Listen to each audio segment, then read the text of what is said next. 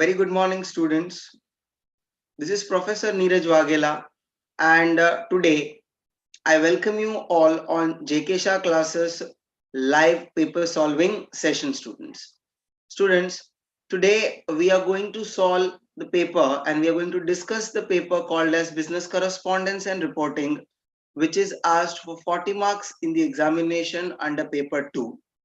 So, students, let us understand how you will solve the BCR paper, that is Business Correspondence and Reporting, in the given time. So, I'll share the questions with you, and after that, we will understand how to solve the four questions one by one, which stands for 40 marks in the examination. So, stay tuned, friends, and let us start with first question. I'll share one screen with you, and please we'll be solving our questions based on that particular screen.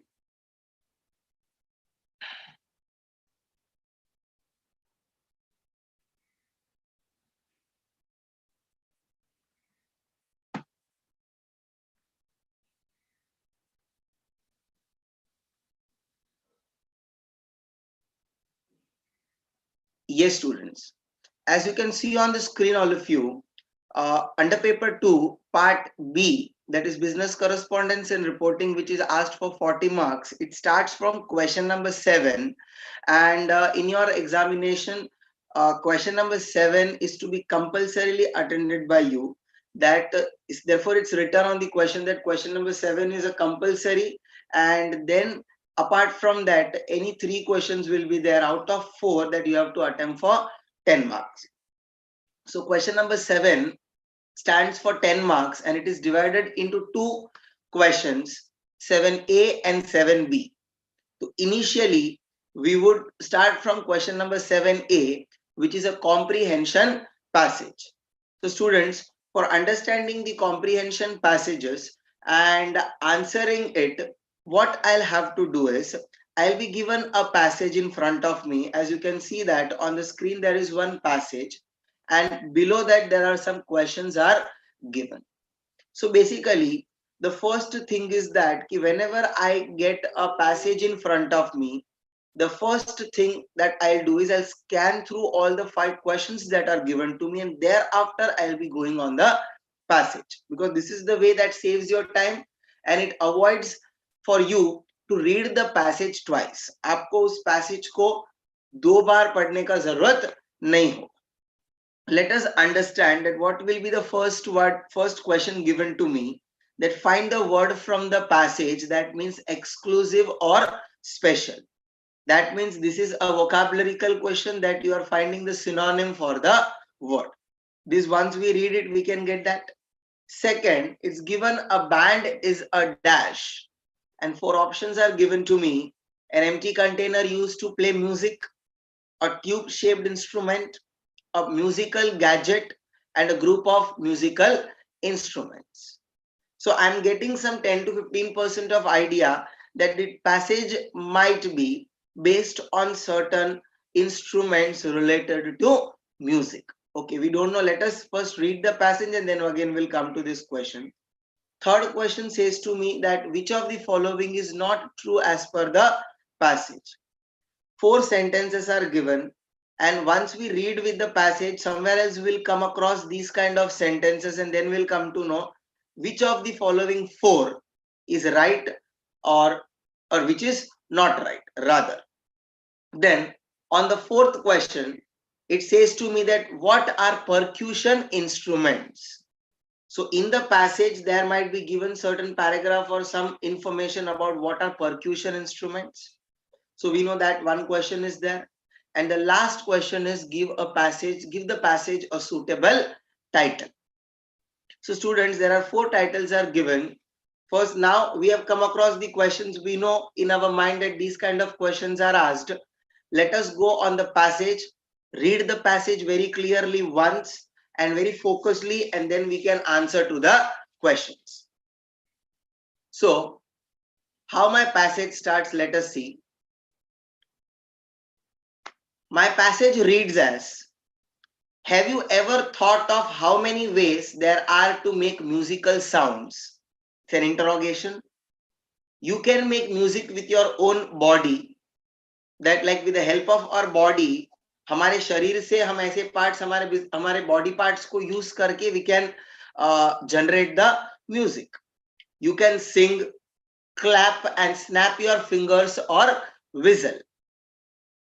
Musical instruments allow us to make music beyond what our bodies are capable of.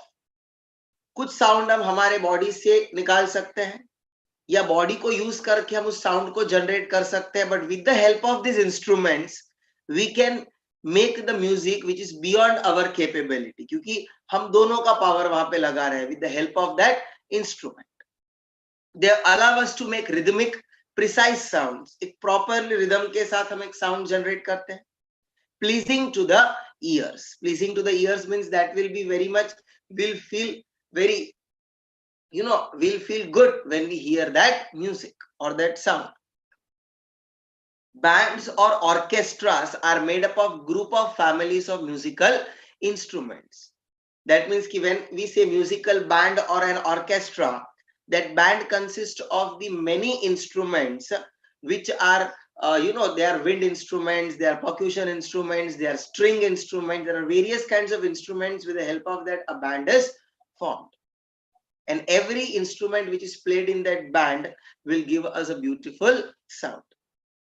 Strings are one family of musical instruments. Just now I have discussed कि family मतलब क्या होता है यहाँ पे, a group of instruments, कि कुछ instruments को with the help of air हम बजाते हैं, कुछ instruments में strings होते हैं, वो strings को use करके हम sound generate करते हैं. So कुछ इंस्ट्रूमेंट्स है तो है with the help of their percussion, like dholaks होता है, तबला होता है. तो these are called as family of instruments. Strings are one of family of musical instruments like the guitar. तो अपने को ये तो पता चला ये फर्स्ट फैमिली है strings. It is played by the strings being struck with the fingers. Just now I have discussed with you.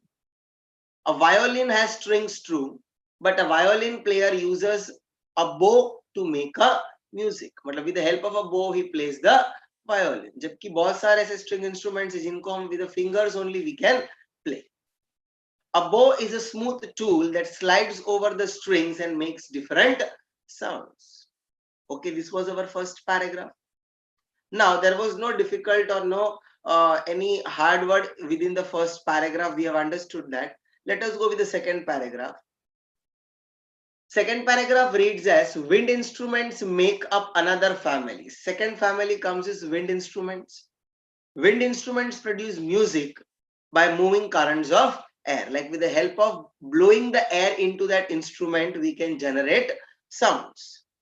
The flute, saxophone are such instruments. यहाँ पे अपने को दो examples दिए हैं which are wind instruments, but they are basically of tube shape. एक tube shape का आपको पता है flute कैसे आता है. And the flute player will blow air into it through a hole while playing it. This is called as these are called as wind instruments. Third paragraph हमको क्या बताता है कि have you ever seen or heard of the clarinet? It is a wind instrument too. Clarinet players blow on a reed in the mouthpiece. The reed vibrates and sets the air inside the clarinet tube in motion. It is just a technicality given about the instrument, wind instrument called as clarinet, कि किस तरीके से उसके अंदर air blow किया जाता है, and the reed within that how it vibrates and then it creates the sound. ये हमको दिया है इस third paragraph में. So it's very simple to understand. Let us first understand the passage. Then another family of musical gadgets is percussion instruments. I guess percussion instruments का एक direct question हमको passage में आया था. Drums, tablas and dholaks etc. fall under the category. Skins of animals are stretched over an empty container and struck to make rhythmic sounds. जब उस animal skin के ऊपर हम हमारा हाथ मारते हैं, like with the help of our hands when we play it, it generates the sound. So यहाँ पे examples में you can take drums, tablas, dholaks etc. as percussion instruments. So up students, this was our passage. This passage consisted of 4 paragraphs. We have understood it very properly कि चारों ही paragraphs में there are three families of instruments that they have given to us information about. The one is wind instruments, then they have given percussion instruments and string instruments. तीन के बारे में information दिया है. Now let us go on the first question. Find a word from the passage that means exclusive or special. चार options दिया है. Percussion, but percussion was a type of an instrument. Exclusive और special अगर रहेगा उसको हम क्या ले सकते हैं? एक्सक्लूसिव स्पेशल मतलब जो इससे अलग होगा. लाइक इन जनरल लैंग्वेज हम लोग उसको ऐसे इंटरप्रेट कर सकते हैं.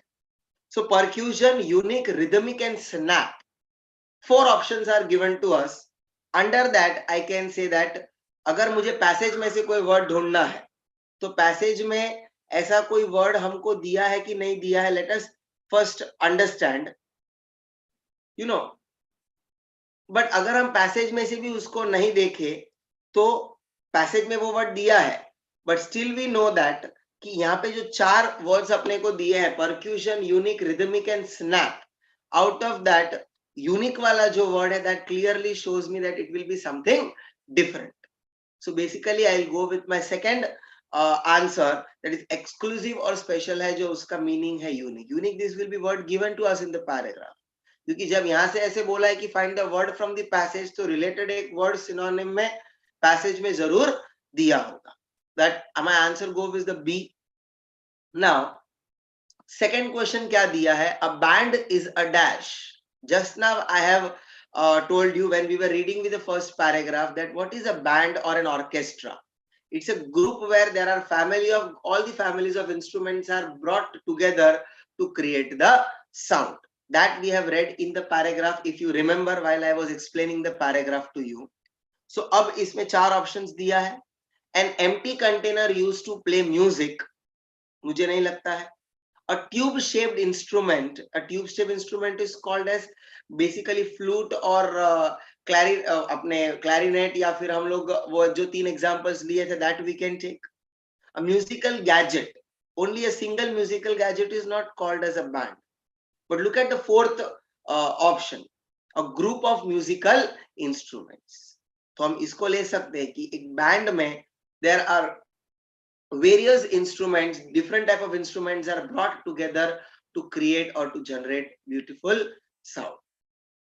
So students, we'll go with our right option as fourth, that is a band is a group of musical instruments. Now, third question. See, you have to look at the time also, that what time we are taking to complete our passage. Not more than 10 to 12 minutes, students. Which of the following is not true as per the passage? मतलब इन 4 sentences में ऐसा कोई एक sentence दिया होगा that will be not true based on the passage. तो first one देखते हैं कि we cannot make music beyond our bodies are beyond what our bodies are capable of. Second दिया है कि a reed is required for clarinet players. Yes, this statement I guess it was given in the paragraph. कि we have to blow the air into the clarinet and the reed vibrates. So clarinet में reed is required. So second sentence is true. Third, saxophone is an example of wind instrument. We have took 2 examples under the paragraph, flute and saxophone. So this is also true. Fourth one, string instruments can be played using a bow. Violin का एक example हमने लिया था यहाँ पे, that string instruments such as violin, for playing a violin we can make a use of a bow. So ये भी true है. तो first sentence जब हम read करते हैं, what is the first sentence given to us? We cannot make music beyond what our bodies are capable of. So basically, just now in the first or second line of the paragraph, we have studied that with the help of the musical instruments, we can make music beyond what our bodies are capable of. So it is not 100% true that we cannot make the music beyond capability of our body. We can make. So I can go that as per the passage, the first one is not true. पहला वाला गलत दिया है, वहां पे we can आना चाहिए. So I'll go with the first option, that is we can make. तो वो we cannot make वाला false हो जाएगा. So I'll go, answer will be the A option. अब हम जाते हैं fourth वाले पे. what are percussion instruments? Students, what are percussion instruments? वो थे where a animal skin is stretched over an empty container, हमने last paragraph में पढ़ा था, and with the help of the hands when they are struck on that animal skin a sound is being generated. So basically examples में हमने तीन चीज लिया था, याद रखिए, ढोलक था, तबला था and drums था. So here somewhere we are having, students, four options are given to us: clarinets, dholaks and drums. But clarinet एक wrong हो जाएगा first option में, because clarinet तो एक wind instrument है, तो उसको हम निकाल लेते हैं. Then B option में दिया तबलास, flutes and clarinets, तो उसमें flutes and clarinets are not percussion instruments, तो B option भी नहीं आएगा. C option में दिया drums, तबलास and dholaks, और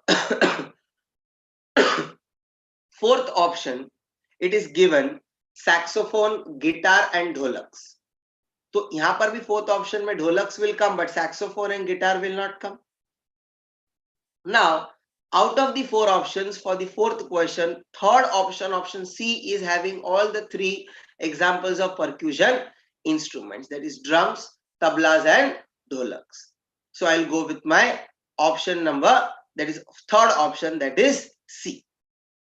Drums, tablas and dholaks. And then last question, that is give the passage a suitable title. Different types of musical instruments, bands and orchestras, families of musical instruments, and body can make music. So on a major part, what kind of information was given to us in the paragraph? It was given regarding the different families of instruments. Different types of musical instruments are not given, but तीन type के families और उनके examples को यहाँ पे discuss किया है. तो सिर्फ B वाला option लेना, bands and orchestras, will be bit not correct. Different types of musical instruments हम नहीं ले सकते क्योंकि उनको explain नहीं किया है, उनके सिर्फ examples लिए हैं. Fourth वाला option में दिया है body can make music. Was this the major concern of the paragraph of the passage? No, dear students. C वाला option आप देख सकते, you can go with the option C, that is families of musical instruments, because there are three different families of musical instruments and their explanation or elaboration is given to us in the passage. The suitable title will be family of musical instruments. So this is how I can solve my passage. So it's very simple, students. This is how we have to see, you can see the timing that we have took some 12 to 13 minutes to solve our passage. So you should take that much only, not more than that, to complete your passage. Now, let us, after these 5 marks, the next 5 marks question will be, you have to make the notes. That is note making question, and on the basis of that, we have to write a summary. So 2 questions will be there altogether. Note making will be for 3 marks and 2 marks will be for summary.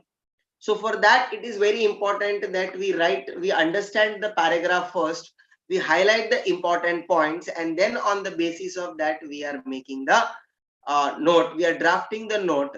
And you can see that on the screen that it is given, make the notes using headings, subheadings and abbreviations wherever necessary. So what you have to do is, when it is given headings and subheadings, we have to understand that it is to be drafted, that is note making is to be drafted in linear format, because linear format only consists of headings and subheadings, and it is been said that you have to use the abbreviation. So you have to clear this doubt that abbreviation should form a part of my answer, and then I have to write the summary. Summary आप किसके basis पे बना सकते हो? On the basis of the note making में जो short forms में आपने कंसीडर किया है, उसी को इलैबोरेट करके आप आपका एक समराइज कर सकते हैं for the given paragraph. So let us understand the paragraph first. People do not always do the things we want them to do. This is their choice, right? No matter how reasonable or minimal our expectations may be, there are times when we are let down. Naturally, we feel upset and hurt when our expectations are not met. We dread confrontations because they are unpleasant and can damage relations. Confrontations का मतलब होता है we don't want to go into any kind of arguments. हमको कोई arguments में जाना नहीं है, because we know कि they can damage our relationship. So basically इस first paragraph में क्या दिया है, what will be the main idea of the first paragraph is that sometimes we feel hurt when our expectations are not met. ये हमारा first paragraph का main idea है, दो हमारे एक्सपेक्टेशंस बहुत ही मिनिमल रहेंगे, and for getting our expectations completed we avoid going into any kind of arguments or confrontations. This will be my first important thing that I am understanding from my first paragraph. अब second paragraph पे जाते हैं.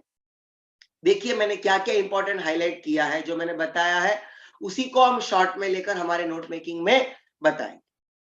Yet not confronting, a person does not solve the problem because unresolved issues are also affect relationship in an adverse way.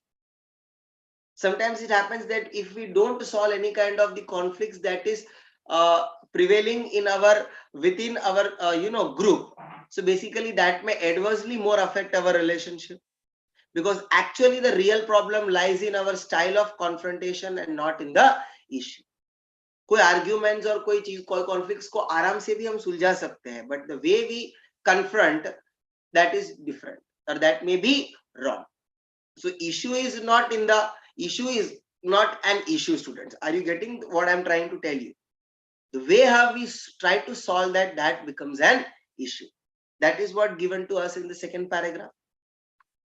Third paragraph, typically we use character based confrontations, because character is a very important position of human beings. They help in venting our anger and hurt, but that is the only thing they do. They lead to angry showdowns and bring all discussions to a grinding halt. When we think that our self-image is also a very important thing, then every confrontation is brought to a halt. It is important to remember that self-image is most important position of all human beings. तो इस third paragraph में से ये भी मैं highlight करूंगा that self-image is most important position of human beings. और हम कैसे confrontations try करते हैं? We use character-based confrontations. Even वो important है, one point. Don't worry, students.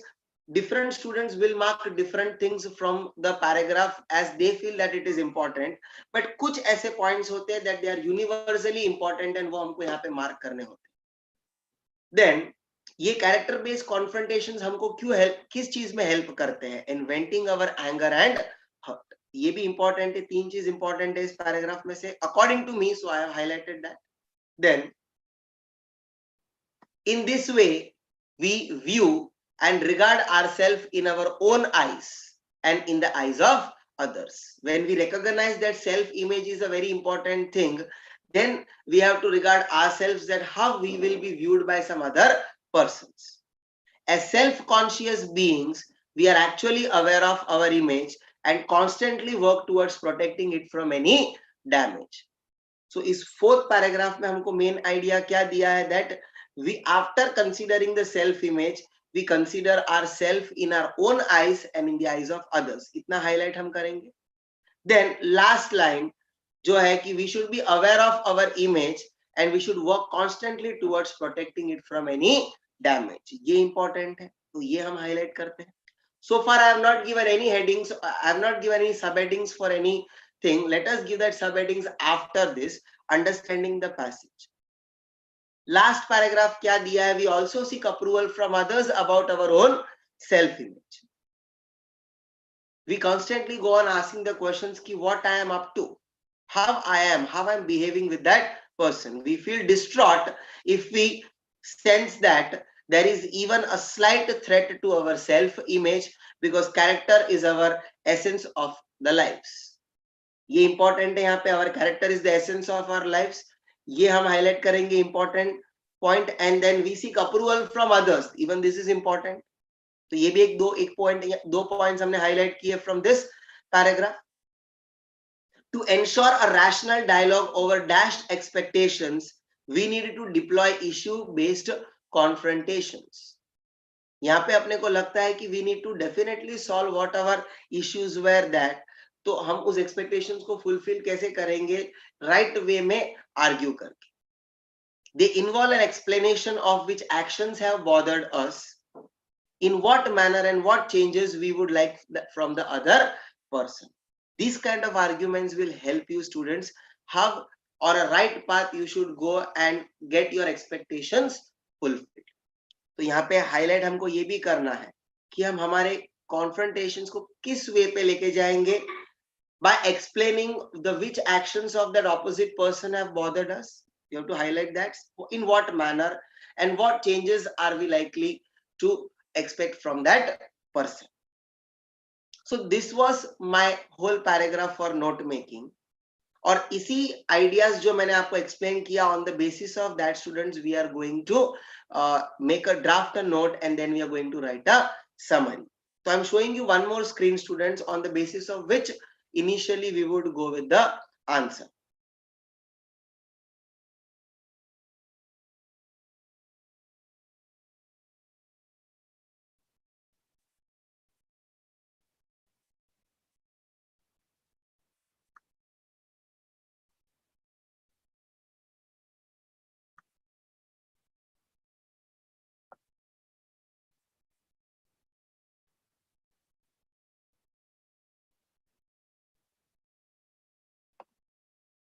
See, as you can see on the screen that a very small, very sweet title is heading is given to that paragraph, that is human nature.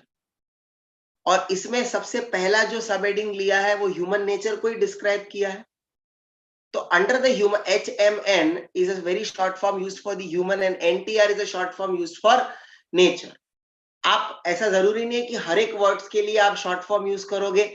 अगर आपने short form नहीं use किया हर एक चीज के लिए तो भी चलेगा. For every word it is not important, but at least a range of 10 to 12 abbreviation should be seen in your note making. तो सबसे पहला सब हेडिंग था हमारे लिए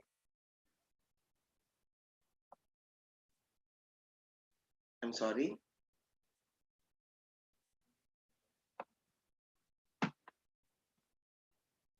Human nature. There were two important things. The first important thing was we are expecting. So first subheading में sub point दिया expectations, and our expectations are like that when we get hurt when they are not met. So simply वहाँ पे दिया hurt when not met. वो not और met के बीच में gap आना चाहिए. There should be a space. Second important thing given in the first paragraph was something regarding the confrontations. So in short, they have avoided all the vowels, because जब आप word में से vowels निकाल देते हैं तो that is a type how you can make the abbreviations. Confrontations sometimes are avoided by the humans. क्यों हम उसको avoid करते हैं? Because दो points मैंने आपको important बताए थे, that is they are unpleasant and they damage the relationships. ये एकदम ही short में यहाँ पे बताया गया है. DMG stands for damage and RLS stands for relationships. दोनों के बीच में there should be a space. और अगर आपने damage full लिखा और relationship को short लिखा तो भी चलेगा. Now there are different styles of confrontation, students. उसमें दो टाइप के confrontations है, that is one is character based and one is issue based. Because character that we have discussed was very important for us. देखो यहाँ पे ना सिर्फ दो सब हेडिंग्स लिया है. एक ही सब हेडिंग सबसे पहले थे human nature. Under that they have took two sub points. First sub point is expectation, second sub point is confrontations. और उस confrontations में भी सब points लिए हैं दो, that is character based and issue based. Then character based confrontations, how they help us? Remember we have marked with one point that they help in venting the anger, and they also cause the angry showdowns. Basically how we can calm ourselves. बाद में हमको दिया है they can halt at the discussions. Basically we can come to a conclusion after a particular discussion, and they are also detrimental to the self image. Basically students, they are detrimental means they are harmful to the self image. अगर हम ऐसे confrontations continuously करते जाएंगे तो फिर ऐसे हो जाएगा कि we can damage our own self image. ये character based है. Issue based में हमको क्या दिया है students? They have given us with the two sub points, that is under the 1.2.4.2.1. इतना लंबा भी आपको लिखने का जरूरत नहीं है students. Only you have to consider that two points. That is, first is leading to somewhere, and the second one is it is helping to analyze. It is helping to analyze the problem. What are the causes? And when we are doing an issue-based confrontations, we can just tell that what we require, what kind of changes are required in the other person. So basically, CHNG, that stands for change required. RQD stands for required in other person. इतना short में अगर आपने नहीं लिखा तो भी चलेगा, आप थोड़े incomplete sentences में उसको लिखेंगे, even that will do. And then the last point that is given to us is self image.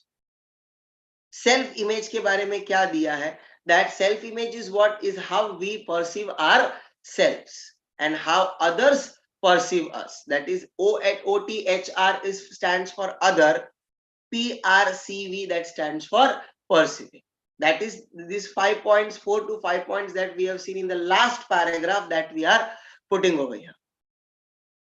Then we will try to avoid our, damage our self image. ये अपने को एक main points था. Like you can seek some advices from the others that where we are going wrong. वही हमको last paragraph में दिया था under the question. So ये 5 के 5 points लिखना, it is not important students, because ये बहुत ही short में दिया है. आप सामने वाला उसको समझ सके उस तरीके से you have to present your note. So in this way, these are some points that we should include in our 1 or the 2 points if they are less also in your answers, but this was a model answer.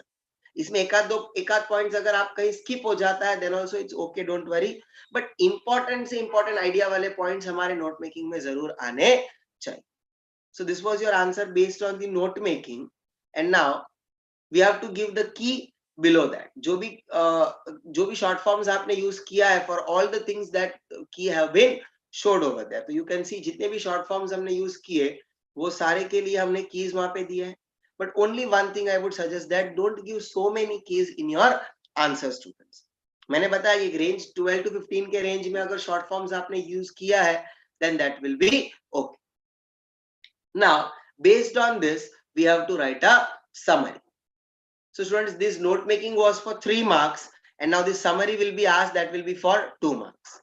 Remember one thing, that for summary you are not going to give any heading, because already a heading is provided during the note making. Title आपने already note making में दे दिया है, so no need to give the title again for summary. Just you have to write summary and start writing with your answer from the left hand margin in the block format. And remember, your summary should go only in 1 paragraph.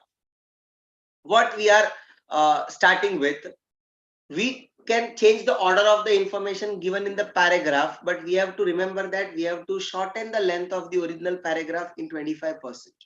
So basically हम उस points को, ideas को लेंगे from the passage, and then we can write it. So how we have started with our summary, you can see, we feel hurt when our expectations from others are not met. We avoid confrontations as they are displeasing. वहां पे unpleasant दिया था, हमने थोड़ा सा word यहाँ पे change कर दिया. They are displeasing and can affect the relations. तो short में relationship पूरा लिखने का जरूरत नहीं है, that can affect relations, इतना ही हमने लिखा है.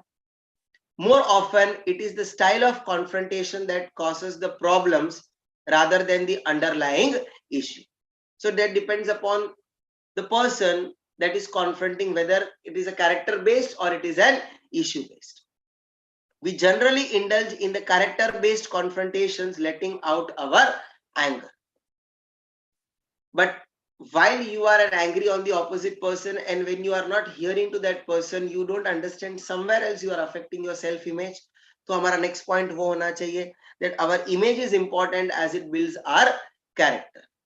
Therefore, we must indulge in issue based confrontations. Rather, we should give more importance to issues and not to the character, where we can analyze our disagreements and identify the actions in others that bother us, and we should try to resolve the issue. You can see that students, कितने simple तरीके से यहाँ पे हमने उस main idea को represent किया है. दो टाइप का कैरेक्टर बेस्ड कॉन्फ्रंटेशन था, बट उसमें मेन एक ही चीज था कि जब हम कैरेक्टर बेस्ड कॉन्फ्रंटेशंस करते हैं, like we are bombarding on the character of the person, we are damaging our self image and our anger is showing all that is in our self. So ये चीज हमको ध्यान में रखना है कि ऐसे important points को we have to add it in the summary. And how importantly, last line they have given that conclusion according to the paragraph is that कि we must more focus on the issue based confrontations, जहां पर हम ये चीज को study कर सकते हैं कि भाई disagreements क्यों हो रहा है, and what things in ourselves that is bothering that opposite person, and we shall try to solve that issue. So in this way we have to write the summary in one paragraph for the answer. I hope so that you have understood, students, and this is how 3 marks note making and 2 marks summary is to be answered. So this was our first compulsory question for 10 marks, and now we shall go on our next question. Yes, after this, students, question number 8A says to me that what do you mean by an attitude barrier? Question number 8A 2 marks के लिए, this is a question asked from the communication chapter. फिर उसका answer, attitude barrier, you all of you know, students, that it's a kind of a barrier which is related to the human nature again. Sometimes we perceive the things as very wrong, and sometimes we are very much dissatisfied, or sometimes we are very much demotivated due to one or the other thing. At that time, even when the things are communicated us properly, we do not interpret it properly, we do not understand it properly, because at that particular point of time we are demotivated enough. So we will not pay any attention towards the communication, or we ourselves will not be able to communicate properly. And whereas a very motivated person will be there, or is a satisfied employee of an organization, he gets the appraisals, he gets the praises for everything that he does. So at that kind of, his attitude towards the job and towards the work will be very positive. He will be optimistic in nature, whereas sometimes due to the situations we become pessimistic in our nature. So this becomes a hurdle in our communication. That is what called as our attitude barrier. So this is how we can explain our answer. I'll just show you how the answers is to be explained for this attitude barrier. See, what the answer says to me, that attitude barrier refers to the personal attitudes of the employees that can affect communication within the organization. अभी second point मैंने just explain किया था, that a proactive and a motivated worker will facilitate the communication process, क्योंकि उसको मजा आ रहा है communicate करने में, because he is happy with the work that he is doing. Whereas a dissatisfied, disgruntled, I can say shy or introvert or lazy employees are there. There are many employees, there are different kinds of employees, those who are working in the organization.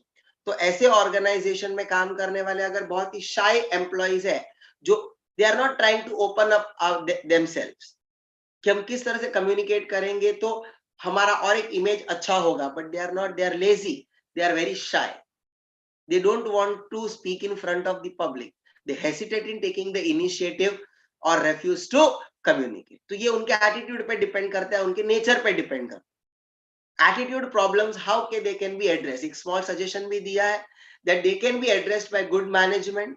अगर proper management अच्छे से अच्छा relations रखते हैं with the employees, continuously उनके साथ में communicate करते रहेंगे, तो there can be a ray of hope that they can come out. Periodic training and regular interaction with the staff members, इस तरीके से हम attitude problems को redress कर सकते हैं. So in these 2 points, like you have to answer to the questions asked for 2 marks. अगर उसमें आपने 3-4 points के point से भी answers लिखा, that will even do. अब हम जाते हैं हमारे next question पे. Let us see हमारा next question क्या था. Question number 8B, select the suitable synonym for the given word. Stimulate करके word दिया है. अब ये पूरा 3 marks जो हम करने वाले, that will be related to our vocabulary and grammar. Remember students? So पहला जो word दिया है question that is asked from synonyms, that is vocabularical question. We have to find a synonym for the word stimulate from the 4 options given below. A, affects, B, activate, C, irritate, and D, captivate. But stimulate करना मतलब होता है किसी चीज को active करना. या respond करना. So basically इन चार options में से the correct or the related options will be activate. So stimulate का right synonym हम कौन सा choose करेंगे? Option number B, that is activate. Now let us go with the second question. Select a suitable antonym for the given word in the question. Antonym हमको find करना है, that is opposite meaning word we have to find. Drastic. Remember students, हम drastic कभी हम use करते हैं. कोई बहुत ट्रेमेंडस चेंजेस होगा, किसी चीज में बहुत ही ज्यादा इफेक्ट होता है, तो उस चीज के लिए हम ड्रास्टिक वर्ड का यूज करते हैं. That drastically it was change और there were drastic changes in so and so things. मतलब बहुत ही फोर्स के साथ में हमने उसको पॉजिटिव वे में क्या किया, चेंज किया. That is the meaning. तो अब उस मीनिंग के लिए हम ऑपोजिट वर्ड फाइंड करेंगे from the 4 options given. A is severe, B useless, C forceless and D emergency. Student severe तो उसका मीनिंग ही हो जाएगा, उसको हम नहीं ले सकते. Emergency we can not take it. हमारे पास 2 ऑप्शंस बचते हैं, B is useless and C is फोर्सलेस.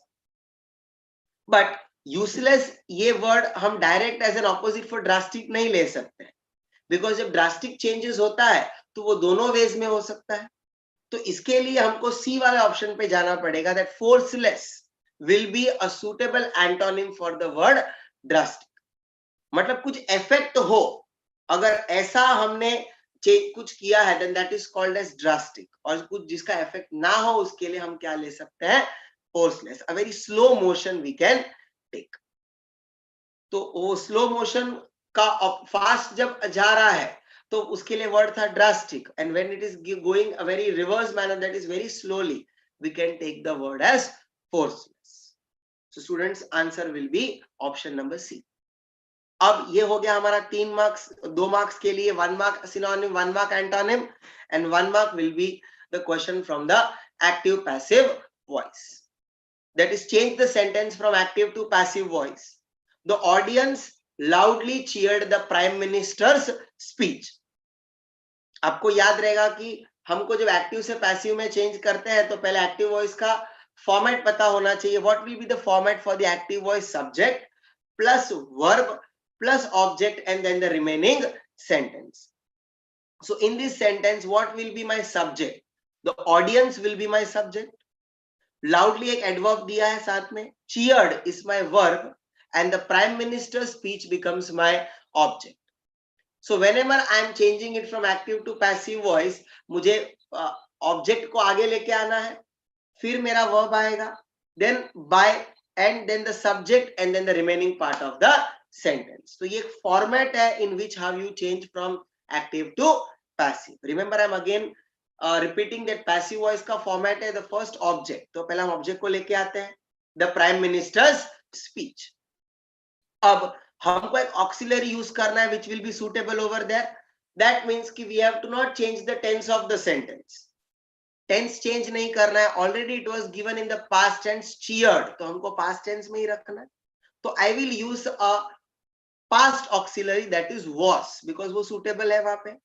The prime minister speech was loudly cheered. पहला मैं loudly cheered एक साथ में लेता हूं because adverb and that verb are taken together. So मैंने वर्ब यूज किया, एडवर्ब के साथ में was loudly cheered by, ये मैंने यूज किया, एंड देन सब्जेक्ट को लास्ट में लेके जाऊंगा, द ऑडियंस. तो my answer stands as the prime minister speech was loudly cheered by the audience. इस तरीके से I will give an answer to my passive. So I guess this is clear to all of you. Now let us go with the question number 8C. This is a Pressy writing question, students, which is compulsorily asked in the 8th question.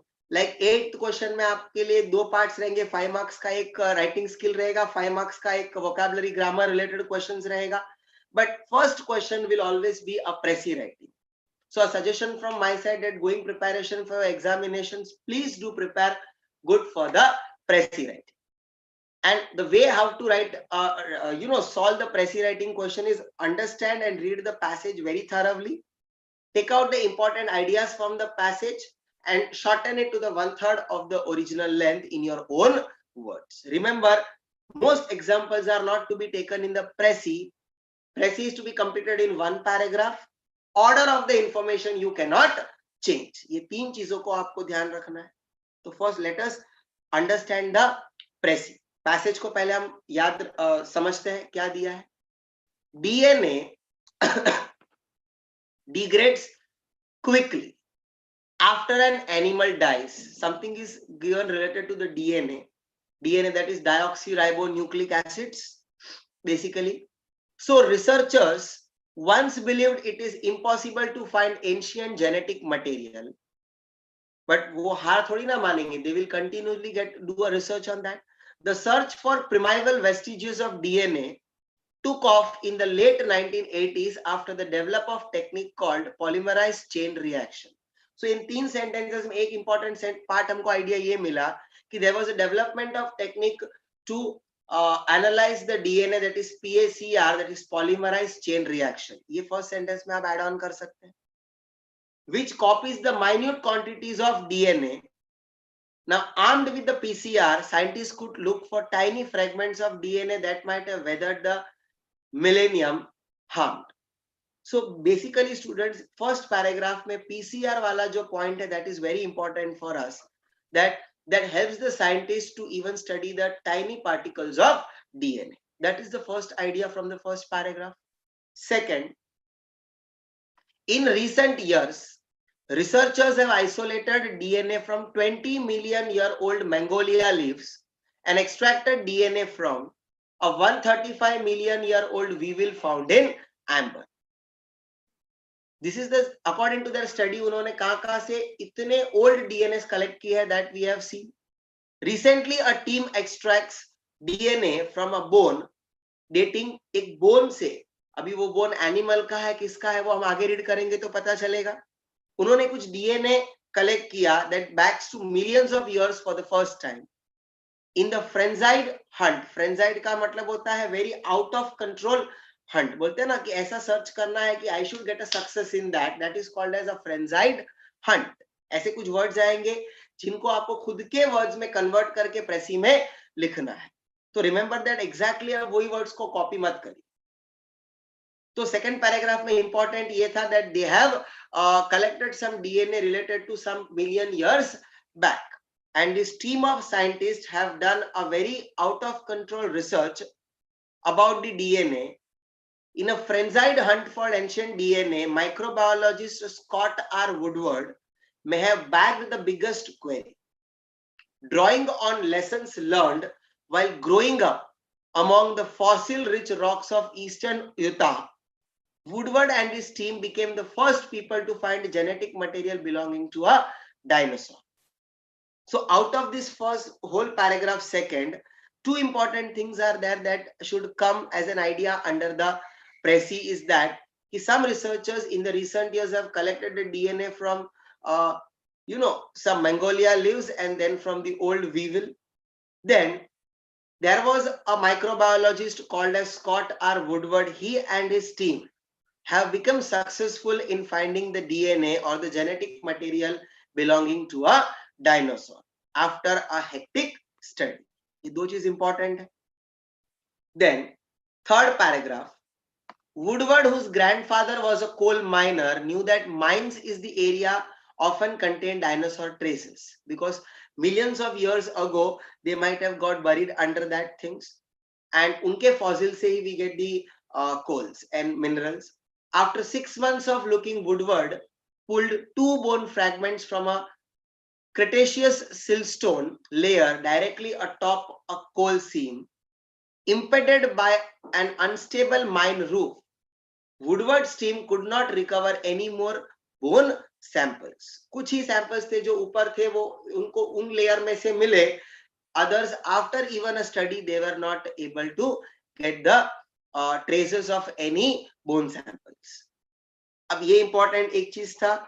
Or second important cheese from that paragraph was that Woodward's grandfather was a coal miner. Then in the second last paragraph, it is given that the siltstone apparently inhibited fossilization and preserved. That means it contained in itself much of the original cell structure in the bone. Researchers isolated strands of DNA from both the fragments and used PCR to copy a segment that codes for a protein called cytochrome B. That means कि यहाँ पे उस DNA के study से उन्होंने एक चीज को स्टडी किया, and that what that study was कि through the use of PCR they have succeeded in taking a protein called as cytochrome B, which was present in that DNA. Once they had made many copies, they could determine the DNA sequence. और उससे उस DNA से उस genetic material से they have tried to make the copies.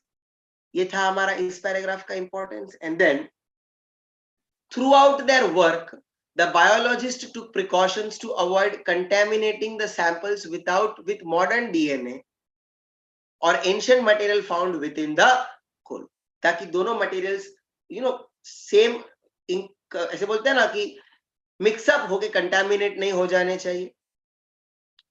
According to Woodward, circumstantial evidence indicates that the bone fragments belong to one or two species of dinosaurs.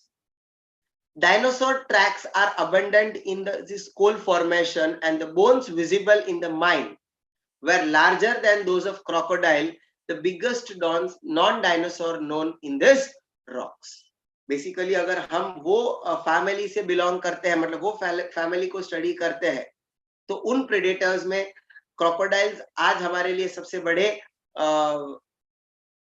Kind of creature है, but वहां पे हमको ये दो species के ही मिलेंगे, तो क्रोकोडाइल्स रहेंगे and the other one is the dinosaurs. So this was basic an idea about the paragraph, students. No doubt बहुत बार ऐसे होते कि कुछ paragraph will be bit difficult for you to convert into your own sentence, but मैंने हर एक paragraph का main ideas आपके सामने present किया.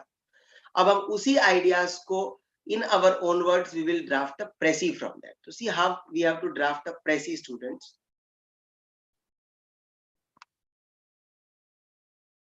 And we have to give the heading also. So very proper heading has been given to here, that exploring ancient DNA, innovations and findings. आपने कुछ उस DNA के copies भी create किए, you have found out some proteins such as cytochrome B, तो वो innovations में आ जाते हैं. And new techniques also, जो PCR वाला technique था, that was generated during this period, और आपने कुछ उसमें से study किया and you have come to a conclusion. So a sweet and a self-explanatory title is given to this Pressy, that exploring ancient DNA, innovations and findings. So how I have to start with my Pressy? See, contrary to their earlier belief, in the late 1980s, scientists and researchers, दोनों में से कोई एक word आप use कर सकते हैं, could search for remnants of, that is remains of DNA that existed in the primitive era or times. Out of these two, you can use any one word. After the development of PCR technique, आपको PCR का full form वहाँ पे लिखना है, तो you can write, otherwise you can avoid it because it's a universally understood word or the abbreviation that could copy minute quantities of DNA. Remember, मैंने उस minute quantities को importance दिया था, so we've added up.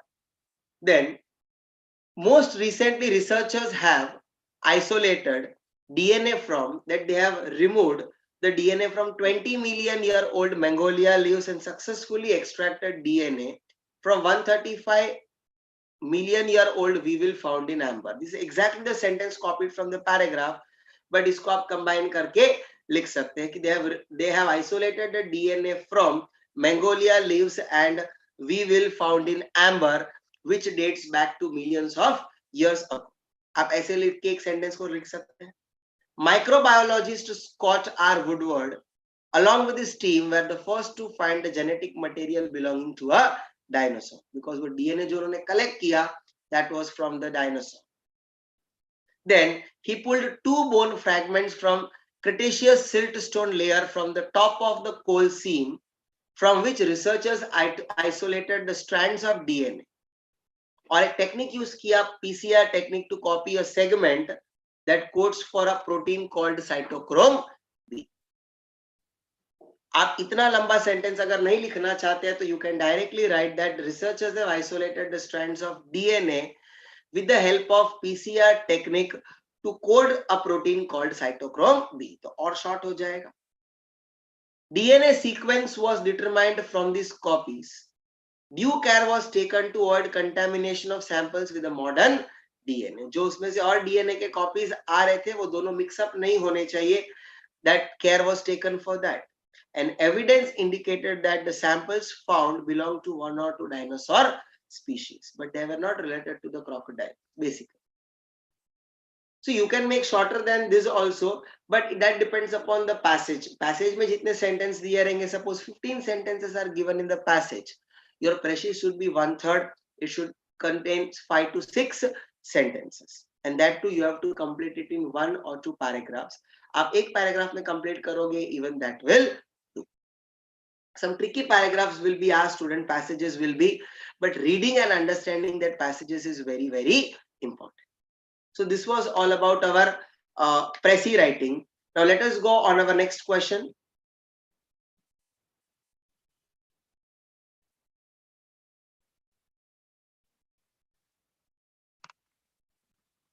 Question number 9th A tells me what is network in communication. It's a 2-mark question from the communication chapter. So you know that networks in communication means the methods or the patterns which are followed by the organization to in which way they disseminate the information or they communicate within the organization. Now every organization follows different patterns or methods to communicate, and that depends upon 3 things. You know, that depends upon the size of the organization, or the channels whichever are followed in that organization to communicate, or it may depend upon the number of persons, those who are involved in that process or the project. But establishing these networks in the organization for communication help the managers to clearly convey the messages. So that is called as network in communication. So in this way, you have to answer your question in 2 to 3 points. Let us look at the model answer. What is given? That a communication network refers to the method and the pattern used by members of an organization to pass on the information or to other employees in the organization. Network help करता है किसी चीज के लिए, जो मैंने अभी आपके साथ में डिस्कस किया, to create various steps of communication flow according to the requirement of the task. मतलब different situations or different tasks के हिसाब से there will be different networks which are established. And some organizations and some companies have already established and predefined their networks of communication and for specific venture. तो इसमें आप 5 types के networks को भी include कर सकते हैं. In all, they have 5 types of network, students. You know that. Vertical network है, circuit network है, chain network है, wheel or spoke network, and star networks. आप simply उसको second point में you can add it in your answer, which will add weightage to your marks. So this was our communication network explanation. Now, question number 9th B is select the suitable synonym for the given word. ये एक ही mark का question था, so इसके लिए हमने यहाँ पे एक ही पॉइंट लिखा. अगर 2 मार्क का रहता था तो हम 2 से 3 पॉइंट्स लिखते थे प्रॉपरली इलैबोरेट करके. We are having 4 marks vocabulary and grammar question, students. So I have to first select the synonym from the given word. Indispensable. 4 options मुझे दिया है: decisive, crunchy, responsible and momentary. Since basically आपको मतलब पता है कि indispensable का मतलब क्या है. Indispensable मतलब जिसके बिना हम कुछ डिसीजन नहीं ले सकते. We cannot remove it out of the process. तो अभी आप ही सोचिए कि indispensable का प्रॉपर सिनोनिम इन 4 चीजों में से क्या रहना चाहिए. It will be decisive, which helps us to arrive at a proper decision. So the suitable synonym for the indispensable is decisive. Second, choose the appropriate antonym, that is opposite for the word. एक mark के लिए हमको opposite find करना है. वेग. आपको पता है वेग का मतलब क्या है? जब आपको वेग का मतलब पता होगा तो उसका ऑपोजिट आप 4 ऑप्शंस में से इजीली फाइंड कर सकते हैं. वेग मतलब जो क्लियर नहीं है, that is unclear, which is not specified, that is not proper. तो 4 ऑप्शंस नीचे दिया है. डिसग्रेस, वो तो रिलेटेड वर्ड है ही नहीं. Let us remove that out of our options. Distribution, ये भी कोई रिलेटेड वर्ड नहीं है, इसको निकाल देते हैं. सी और डी ऑप्शंस में दिया है cogent and credit, but cogent का मतलब पता होना चाहिए. कोजेंट का मतलब होता है which is very clear in every terms, और credit is totally different word which is not related to that word vague. तो ऑप्शन डी भी मैं निकाल दूंगा. तो मेरे लिए मुझे आंसर मिल गया सी, दैट इज वेग का ऑपोजिट है कोजेंट. वेग is unclear, cogent is clear. So basically unclear and clear, vague and cogent. So this is the antonym. Then third question says to me that change the following sentence into active voice. 1 mark question it is. Passive voice में दिया है, मुझे उसको active voice में convert करना है. The test must be completed by you in 1 hour. So यहाँ पे subject को पहले मैं आगे लूंगा you. Completed is my verb, but passive में कन्वर्ट, एक्टिव में कन्वर्ट करना है. सो सब्जेक्ट के बाद में वर्ब आएगा. तो यू ऑक्सिलरी कौन सा दिया है? Must be. It should change into must. You must complete, because passive voice में हम हर एक वर्ब का पास्ट पार्टिसिपल फॉर्म लिखते हैं, but while we are converting into active voice we have to write the present form और the form which ever is suitable over there. Like कब कब बहुत बार ऐसे होता है कि उसको पास्ट टेंस में यूज किया रहता है, तो I have to use it in the past tense. तो you must complete the test in 1 hour. तो इस तरीके से टेस्ट मेरा ऑब्जेक्ट था. तो जब मैं एक्टिव वॉइस में कन्वर्ट करूंगा तो पहले आएगा subject, auxiliary, then verb, then object and then the remaining sentence. तो सब्जेक्ट की जगह पे आया you, auxiliary is must, then verb in the present tense, that is must complete. You must complete, object aaya the test in 1 hour will be my remaining part of the sentence. You must complete the test in 1 hour. Change the following sentence into indirect speech. अब इसमें क्या दिया है? The principal said you can go. अभी you can go ये type का command भी था और ये इंपरेटिव सेंटेंस है. ये इसको हम नॉर्मल सेंटेंस अगर ले लेंगे तो डिक्लेरेटिव भी बन जाएगा. तो डिक्लेरेटिव अगर लेते हैं तो हमको कंजंक्शन यूज करना पड़ेगा दैट, बिकॉज यहाँ पे यू दिया है. तो how I will answer to this question? See students, the principal said that you change to we और can changes to could, because when you are changing from direct to indirect speech आपको simple present tense को change करना है simple past tense में. तो वो simple present tense था and हमने उसको डिक्लेरेटिव सेंटेंस लिया. So let us take it as a declarative and not as imperative sentence. The principal said that, reporting verb said को सेड में ही रहने देते हैं. The principal said conjunction that use किया, that you changes to we, can changes to could and go तो go ही रहेगा. So the answer stands as the principal said that we could go. In this way, you have to answer to your direct indirect question. I hope so this question is also clear. Now, let us go with the next question. भाई इसमें 9th C क्या दिया है? Under the 9th C question, it's given writing skills that you are a manager in a firm called Your Own Office Supplies Limited. Dealing with the office supplies. Draft a formal letter to your client apologizing for the delay in shipping its order due to unforeseen reasons. So it's a kind of an apologizing letter. Letter का format आप सबको पता है, that you have to write it in the block format starting with the sender's address, then the receiver's address, that is date, receiver's address. Then you have to write the subject and then the salutation. I would recommend that please all of you write in the normal format only. जैसे पहले हम subject लिखते थे and then the salutation you have to write it in the same format. Then you have to write it in the 3 paragraph. First the introductory paragraph, the purpose of writing the letter. In the second paragraph you have to mention that what problems you have faced because of this situation has arisen. And then the last concluding paragraph, we have to apologize again and try to maintain your goodwill relations with that organization. This will be your concluding part. So let us see how a formal letter is drafted on the basis of this question.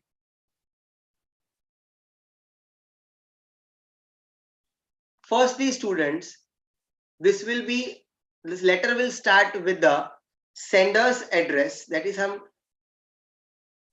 you are a manager of the organization called as Your Own Office Supplies Limited, New Delhi. हमको ज्यादा कुछ address नहीं दिया था, so address we can put it of our own.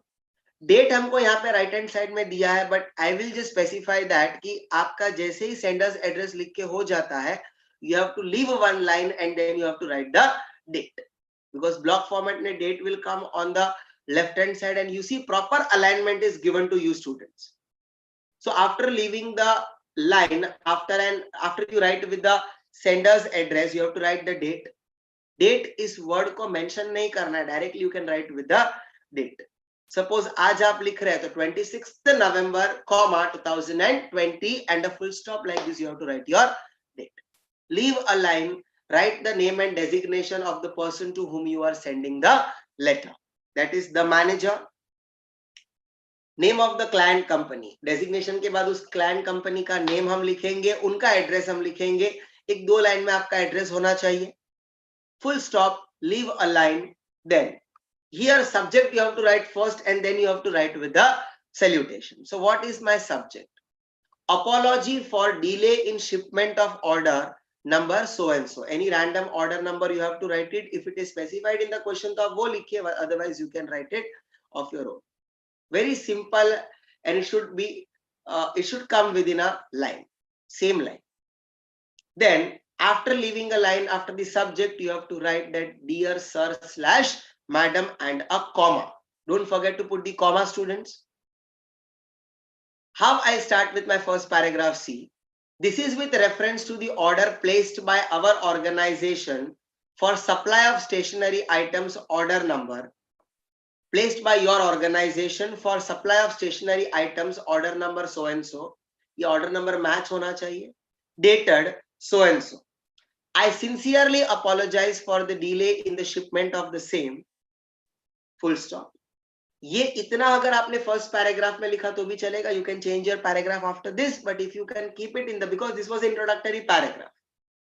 अब हम second paragraph में अगर चालू करते हैं तो आप ऐसे चालू करोगे. Due to heavy rains in Mumbai, our dispatch section at the head office, which is based in Mumbai, could not send any orders for 3 consecutive days or 3 days due to thin staff attendance, because staff was not present, and slow movement of traffic around the area, resulting in the inadvertent delay in shipment.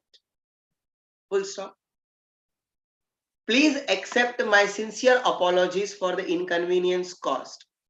We are a trusted in the name in office supplies, and we have always delivered your orders in time. Like this, you have to show some sentences that you are still wanting to get in touch in a good relation with that organization. So apologies once or twice in your letter is very much needed. We hope that you will give us many more opportunities to deal with you. इतना करके आप आपके third paragraph को complete कर सकते हैं. And then last concluding line में you have to let looking forward to a long-term business relationship. Thanks for the cooperation. Everything will be on the left-hand side. Regards और thanking. Already आपने thanks for the cooperation लिखा है, तो आपको thanking you वापस से लिखने का जरूरत नहीं है. Directly you can write manager, comma, उसके नीचे वाले लाइन में आपको लिखना है office and your office and food supplies limited. That is the name, designation and the name of the organization. Signature वगैरह कुछ जरूरत नहीं. So in this way, students, you have to write with your letter. Remember, मैंने किस तरीके से आपको बताया कि 3 paragraphs आपके आने चाहिए. Now, this was our letter for 5 marks. Let us go on the next question. 10th question says to me that discuss the process of communication. So I know that how my process of communication starts. My process of communication starts with the idea or the purpose of communication that comes in the mind of the sender or the encoder. So my first point will be the purpose of the reason for the communication should be generated. Then I will encode a message. So second thing is the framing or the content of the message or encoding a message. Once I encode a message, my third step in the process of communication will be I will choose a suitable medium for conveying the message. For example, it may be internet, it may be a written communication, it may be speech, it may be any kind of gestures or diagrammatical representation, anything. Once I have chosen a suitable medium, I will transmit the formulated message. This is my fourth point. Thereafter, we know that in the due process of sending the message, once it reaches from sender to the receiver, there are many external disturbances are present, which are called as barriers. Such noise created by humans or any traffics or any natural forces, they may result in the miscommunication. So often our messages get misinterpreted due to these noises or barriers. But after passing on through barriers, the messages is received by the receiver or the decoder. He decodes the message, he deciphers the message. इसका मतलब होता है कि वो उसको he tries to understand it, and after understanding the message, he will create a feedback, and he will interpret what is the real intent of the message, and वो उसका reply करने का try करे. And when again via the suitable medium of exchange, he will try to give a feedback to the sender, and the message is been received, the feedback is been received by the sender, and thereafter the communication process gets completed. So it's called as a two-way process, my dear students. But even in this process also, the message is been received by the sender, like जब receiver उसको भेजता है feedback, उस process में भी there are many barriers present in the process. So you have to support your answer with the help of the diagram. As you can see on the screen that यहाँ पे एक part missing है, receiver के ऊपर exactly आना चाहिए आपका sender, that he encodes the message via channels he sends to the receiver. In between there are some noises. Then receivers, he decodes the message, he prepares the feedback, and via channels or the proper mediums he send back the feedback to the sender. Even in this process also the barriers are present. So students, this diagram will help out with your this will support your answer. So 2 marks के लिए भी आपको एक proper procedure लिखना है in 1 points, and then you have to draw the diagram. So this was our communication process का answer. Let us see what is the next question. 10th B stands that select the correct meaning of the idiom phrases given below. ये 3 marks के लिए vocabulary से question पूछा गया है, grammar से. Food for thought is our idiom. 4 options are given to us: incomplete information, good knowledge, uncensored words, and baseless facts. So food for the thought का basic meaning क्या होगा? Let us see with that. The right answer for that is option number B, as you can see on the screen. So option number B क्या दिया है? Food for thought means a good knowledge about a particular thing. So A, C or D हम निकाल देंगे options में से, and option number B will be our right option, that is good knowledge. Now students, idioms ऐसे type में पूछेंगे. Many idioms will be asked which will be out of your module also students. So please make sure that you are referring to many idioms. जो भी आपको जहां से आपको ऐसे कोई content से idioms मिलते हैं, please आप उसको refer करते जाएं. Fill in the blanks with the most suitable choice. His first move was to dash the enemy team and then behead each one. Announce the enemy, ये suitable नहीं होता है. Complete the enemy, ये भी कोई proper sense नहीं बताता है. And harvest the enemy, ये तो आएगा ही नहीं students. But seizing the enemy can be one option which is suitably we can add over there. So now we can read with the answer with adding the second option there. You can see his first move was to seize the enemy team and then behead each one. Yes students, correctly seize ये word वहां पर suitably add हो रहा है, तो हम इस word को add करेंगे. So our answer will be option B. Then change the following sentence into indirect speech. ये direct indirect speech का question है. Elders always say, if you work hard, you will succeed. Students, इसमें हम पहले reporting verb को देखते हैं कि वो कौन से tense में दिया है. Say दिया है, वो present tense में दिया है. सो जब वो प्रेजेंट टेंस में रिपोर्टिंग वर्ब दिया होगा से या says, I can not change the tense of the part which is given in the double inverted commas. तो जो टेंस दिया है उसी टेंस को मुझे डबल इन्वर्टेड कॉमास के पार्ट को रखना है. बट सेकंड इंपॉर्टेंट ये चीज भी है कि if you work hard you will succeed, ये यूनिवर्सल ट्रूथ है. सो यूनिवर्सल ट्रूथ का टेंस तो ऐसे भी चेंज नहीं होगा. तो how will I answer to my this question? See that elders always say that if you work hard you will succeed. Simple इस तरीके से अपने को आंसर देना है. So how I will write my answer? C. Elders always say that, ये conjunction आएगा because it was a universal truth or declarative sentence, तो मुझे that conjunction use करना है. That if you work hard, comma, you will succeed. No change in the tense of the, otherwise will का would हो जाता था. But ये universal truth है तो हमको टेंस को चेंज करना नहीं है. So in this way I will answer to my direct indirect speech. Remember, हर एक चीज में रूल को याद रखोगे students, then that will be more helpful for you. Though you are changing an active passive voice question और you are changing a direct indirect speech question. Now next question, what it is given. See question number 10C. Write an article of about 250 words on the topic the importance of water conservation. So 250 words में 250 words it will go up to 1.5 page of your answer sheet, students. So within that 250 words you have to write the important article on this topic, that is importance of water conservation. Sorry. तो importance of water conservation का article मैं कैसे start करता हूं देखते हैं. हम कुछ इंपॉर्टेंट पॉइंट्स को रेफर कर लेते हैं. Already it is given to me, the heading is given to me, the importance of water conservation, that will come in the middle of the page. Just below that I will write the byline, that is the writer's name. Suppose the writer's name is not mentioned in the question, I'll have to write it on my own. How I am starting with my article C. Article should go in 3 to 4 paragraphs, but basically मैं बोलूंगा कि आप उसको 3 paragraphs में ही रखिए. The first paragraph is the basic introduction, that water is one of the 3 basic resources needed for survival of humankind, because we know that it is very important. 90% of the human body is composed of water. हमारा 90% body तो water से ही बना हुआ है. But हमको ये भी पता है कि though it is abundantly available on our planet, with the 2/3 of the water covered by earth covered by water, but clean fresh water एक limited resource है.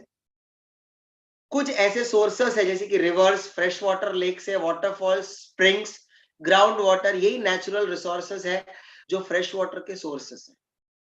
But due to increasing population, in natural resources के ऊपर और ज्यादा pressure हो रहा है. That is our next part, that due to increase in the population worldwide, the pressure on these resources have increased manifold. See, this kind of words you have to use in your article, manifold. हम abundantly ऐसे use करते हैं, लेकिन manifold एक नया word है, that will add a rich vocabulary to your article. In many developing countries, due to incessant industrialization, you know, एक industrialization procedure हमारे country के development के लिए बहुत अच्छा है. But along with that, there are some cons for that. There are some disadvantages, because it is contaminating the groundwater resources and the river waters, and that is leaving back very less water for pure drinking. That is, potable waters are very less in the quantity wise if I take it, but also has emerged as a serious health hazard. So even that is affecting our health also. After that, over reliance on groundwater and resources for construction, infrastructure development projects, ये सब urbanization का बात चल रहा है. And we are not paying any awareness towards the water conservation, that has led to fast depletion of these resources. But ये important है कि हम इन चीजों के ऊपर ध्यान दें. Now it is the time that we realize that the importance of clean water, as water tables are fast declining. Water tables का मतलब होता है resources. Rivers and lakes are being polluted, contaminated, especially in thickly populated urban areas, metropolitan cities such as New Delhi, Hyderabad and Bangalore. According to one study, ये बताया कि that these urban areas will have little or no groundwater left, that will lead to a drought-like situation in few years' time. So it is a time that we should be aware. इस तरीके से आपको general terms लिखना है. As progressive citizens, we must take immediate measures to not only restrict our water consumption, but also devise innovative conservation methods to provide sustainable resources of clean drinking water. We have to make use of we should recycle certain waters that we have with us. Along with that, it is said that कि sustainable development के ऊपर ज्यादा ध्यान देना है कि present needs को fulfill करते हुए future needs के बारे में भी हमको ध्यान देना है. Rainwater harvesting should be one technique applied with by most of the people at most of the places. Or reducing water consumption, these are the effective methods of conservation of water. Construction of the small dams, the construction of the small dams to provide huge water reservoirs holds the key to effective conservation of water. ये एक basic idea है how you can save the water. So you have seen, students, these many ideas I have to present it in my article. आप आपके side से बहुत सारे ideas डाल सकते हैं, बट कुछ फैक्ट्स ऐसे भी होने चाहिए that are attractive in their terms, that it will keep interested the reader to read the article ahead. और relevant point जब आप ऐड करते हो ना, तो ऑटोमेटिकली आपके आर्टिकल का वेटेज बढ़ जाता है. So this was my answer to the article. Next question is question number 11A. What do you mean by completeness in effective communication? ये ineffective नहीं है students. In और effective अलग अलग है, आप confuse मत होइए. Completeness is a type of a principle which is required to make my communication very effective.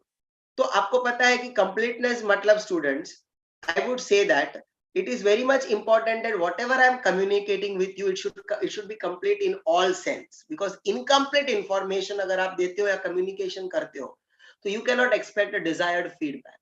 So it means a complete communication conveys all facts and figures and information which is required by the recipient.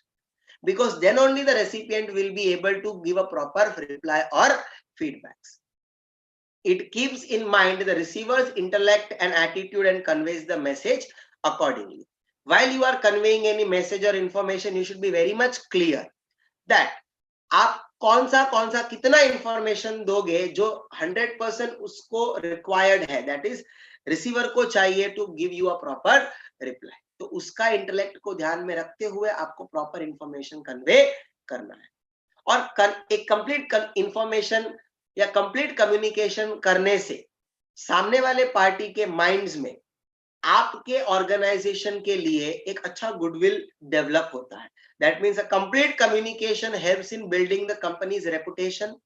It adds in better decision making as all relevant and required information is available with the receiver. So receiver will think twice before replying whether the organization is giving you a proper and a complete information or not. So therefore, completeness is very much required for my communication to be effective. This should be my general answer for the question. Now, let us go with the next question. What it is given, see 11B. Select the suitable synonym for the given word. That is alliance. Alliance का मतलब students क्या होता है? मैंने तो options देखा ही नहीं है, बट मुझे इतना पता है अलायंस मतलब कोई ग्रुप होगा. तो उससे रिलेटेड 5 ऑप्शंस हमको दिए हैं. एसोसिएट, एंस्ट्रेंज्ड, रिवर्ट एंस्ट्रेंज्ड तो आएगा नहीं because that is not related. Unwillingness, even that will not be an answer. Possibility, ये भी थोड़ा सा मुझे अलग लग रहा है. But associate is a word. Associate means we can say an association. So in that respect, I can say that alliance के लिए suitable synonym हम ले सकते हैं as associate. So this will be the suitable synonym for the word alliance, option A. Now, let us go with the second question. Choose the appropriate antonym opposite for the word. Proximity. 4 options are given to us. Approximation, assumingly, remoteness and cure. Proximity का मतलब होता है nearness students. तो उस proximity के हिसाब से, nearness के हिसाब से 4 options में related word कौन सा आपने को लगता है? Remoteness. Because otherwise other 3 options are there approximation, assumingly and cure are not somewhere related to proximity. But जब मैं proximity ये वर्ड देखता हूं तो मेरे माइंड में एक नियरनेस करके वर्ड आता है, और नियरनेस से रिलेटेड एक वर्ड दिया है दैट इज रिमोटनेस. क्योंकि यहाँ पे I am sorry, I pardon students, यहाँ पे हमको एंटोनिम फाइंड करना है, राइट? सो व्हेन आई से प्रॉक्सिमिटी, उसके लिए 4 ऑप्शंस मुझे दिया है as in antonym, that is approximation, assumingly, remoteness and cure. तो अकॉर्डिंगली अगर हम हमारे आंसर पे जाए तो what will be my suggested answer? You can see that it's option C. Yes. So antonym के हिसाब से remoteness हम ले सकते हैं as an answer for that. Now option number C हम जाते हैं. I'm sorry, question number 3. Select the correct meaning of the idioms and phrases given below.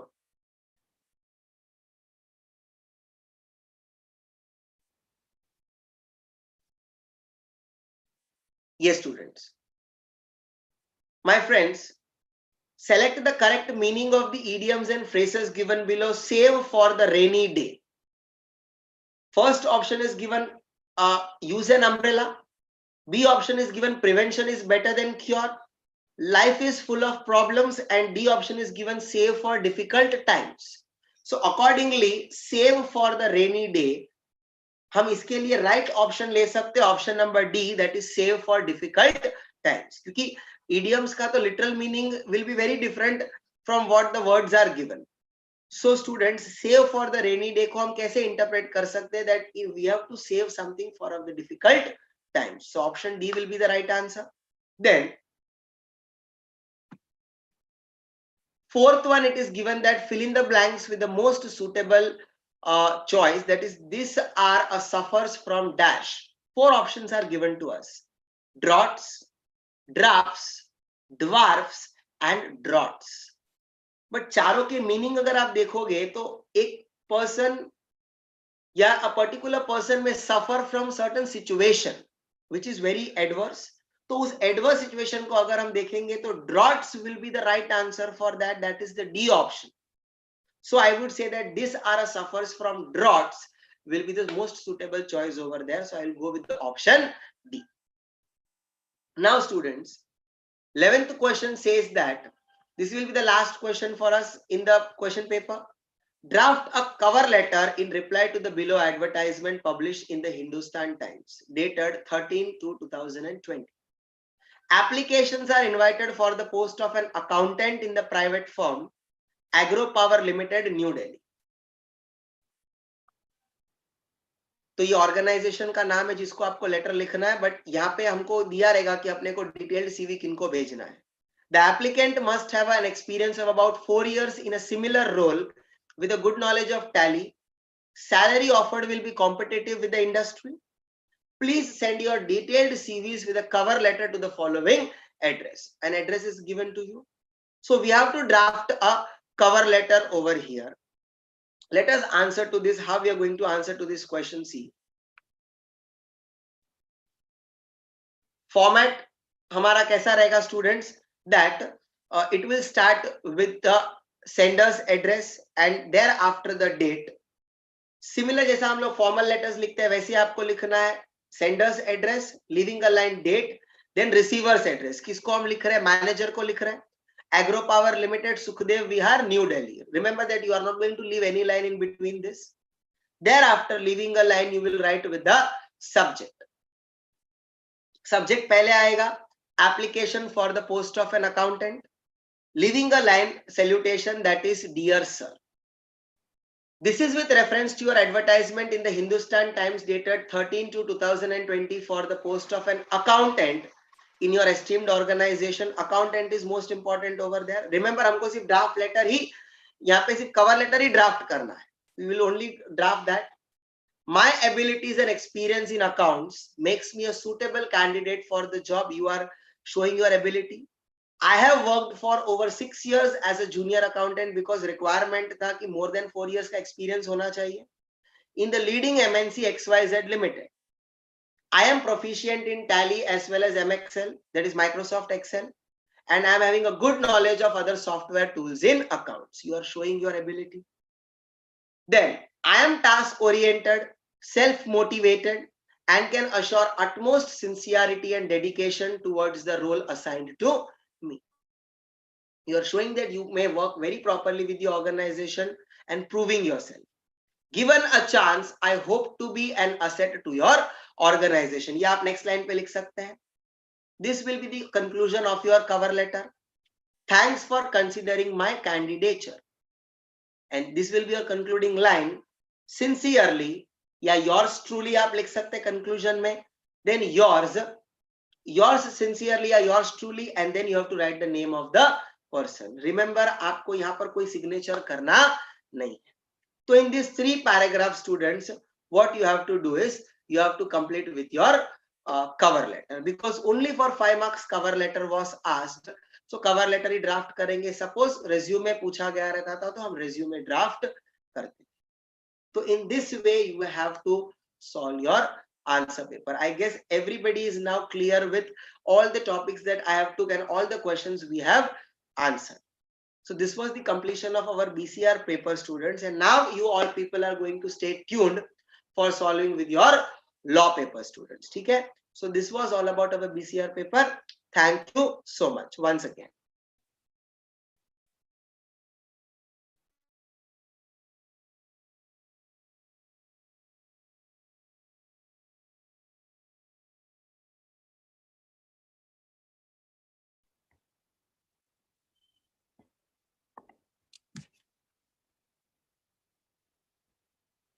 अपना वेबकैम बंद है.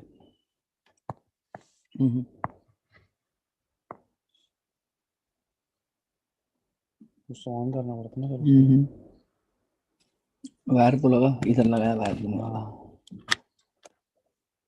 और आगे इसको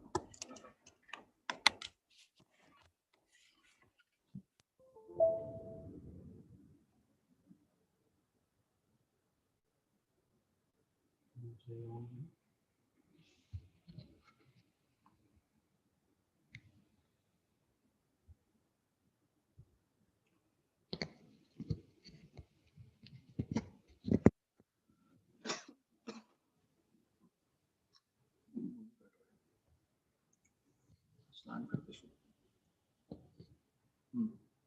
okay.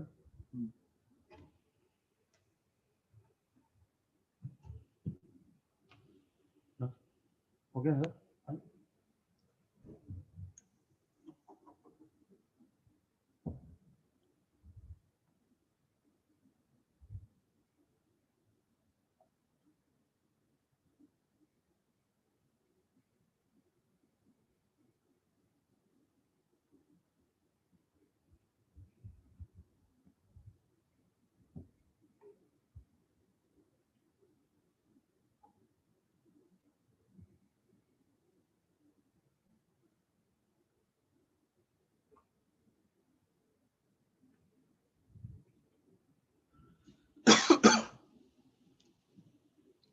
Yes, a very good morning to you all.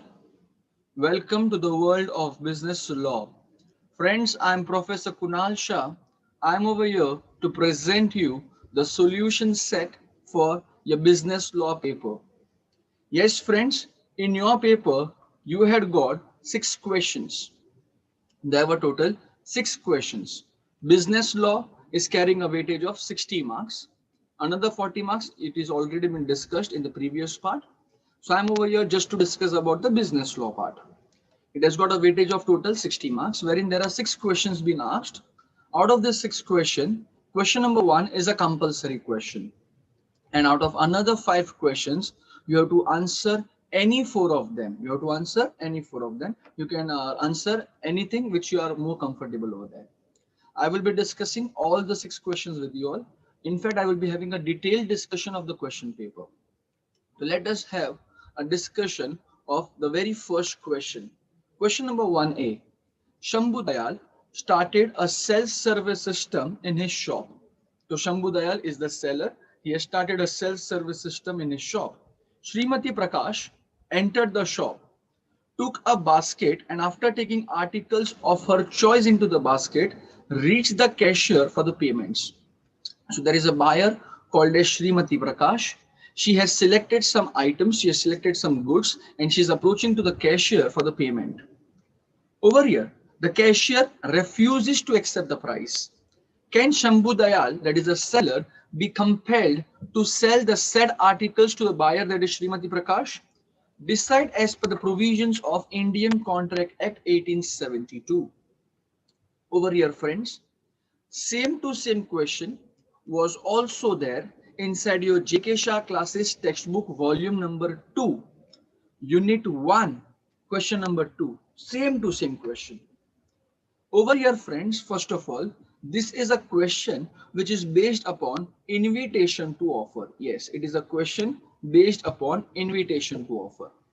Whenever there is a display of goods with the price marked on it, it is nothing but an invitation to offer given by the seller. If the buyer selects some goods and is approaching to the cashier, then the buyer is giving an offer. Now it is upon the cashier whether he wants to accept the offer or he wants to reject the offer. If the offer gets accepted, then only there is something called as a contract between the buyer and seller.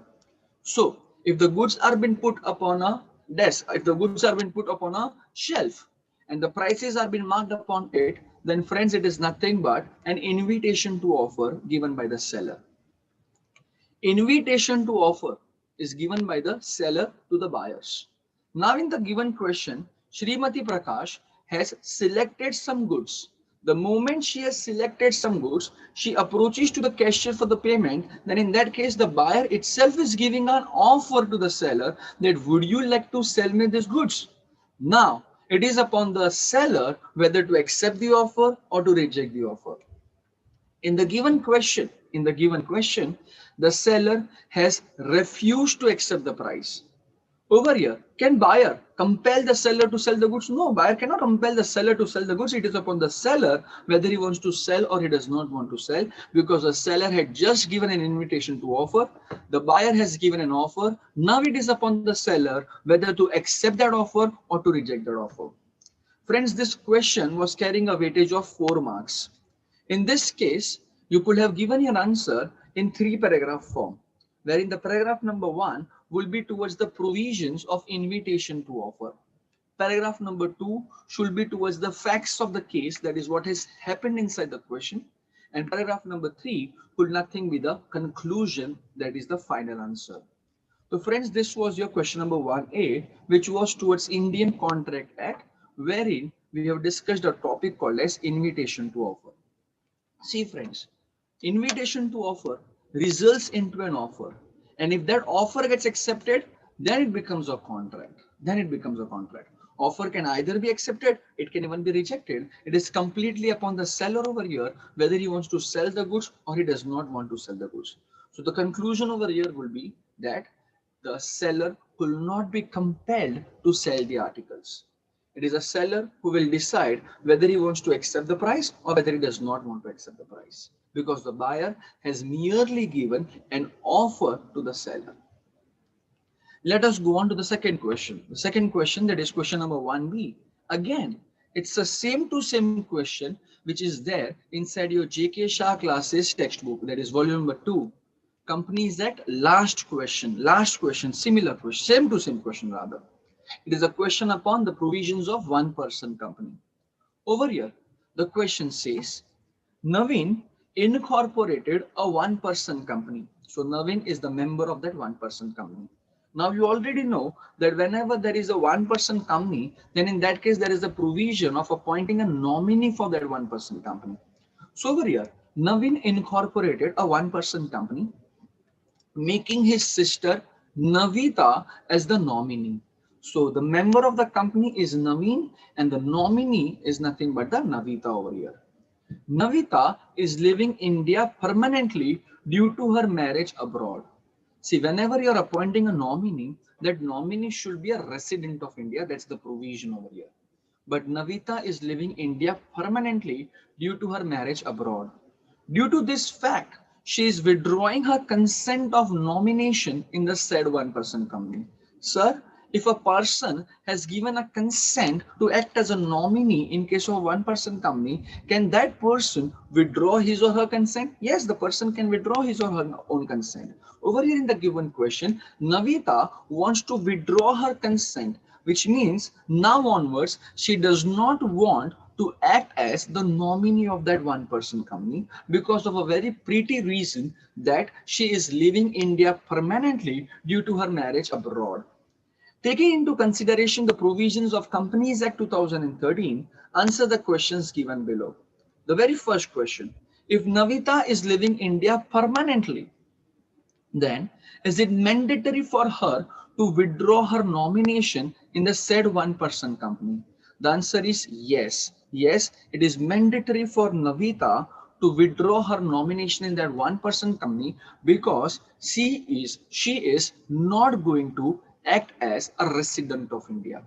Whenever a person is acting as a nominee of a one person company, then that person has to be a natural person and the person also needs to be a resident of India. That is, in the previous year, he should have stayed in India for more than 182 days or more. That is 182 days or more. So over here, if Navita is living India permanently, then is it mandatory for her to withdraw her consent of nomination? Yes, it is mandatory for her to withdraw the consent of her nomination in that one person company. The second question, if Navita maintained the status of resident of India after her marriage, then can she continue her nomination in the said one person company? Now, what is the second question trying to tell you? The second question is trying to tell you that if Navita is going to maintain her status of resident of India, though she is going to live India permanently, but she will be coming in, going out of India permanent on frequent basis, and she will try to stay in India for 182 days or more. Then her residential status will be maintained. Then in that case, can she continue her nomination in the one person company? Law says yes. If you are going to continue your status of resident of India, that is, you are going to stay back in India in a year for 182 days or more, then yes, in that case, you can continue your status of nomination in that one person company. So over here, this entire question was having a weightage of 4 marks, wherein there were 2 questions being asked.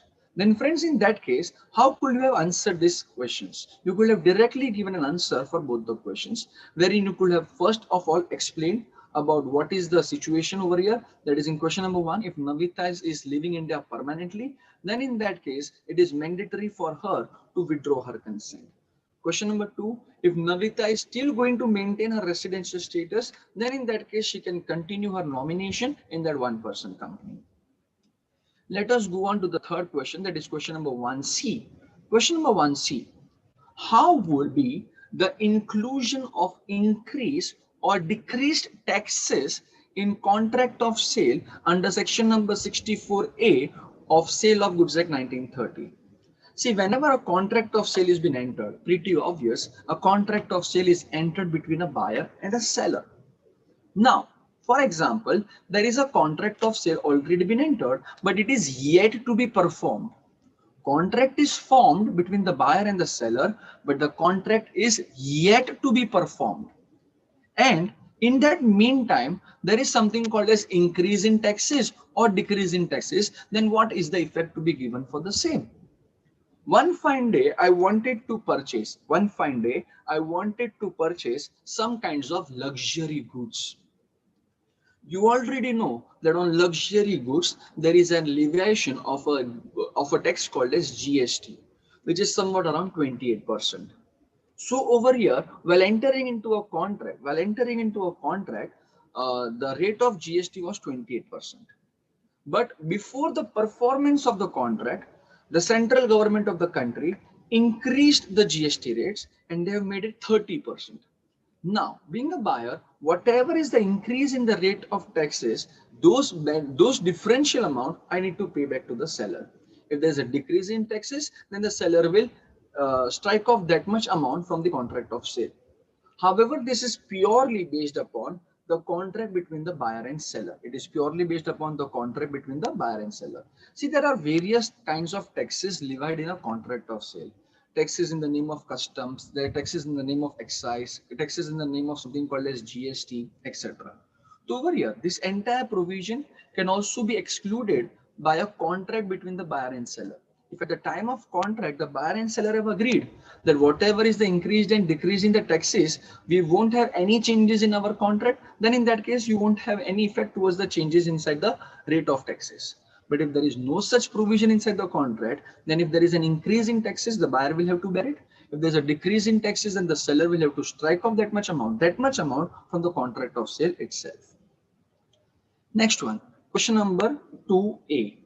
Over here, question number 2A talks about an anticipatory breach of contract is a breach of contract. One second, friends. Yes.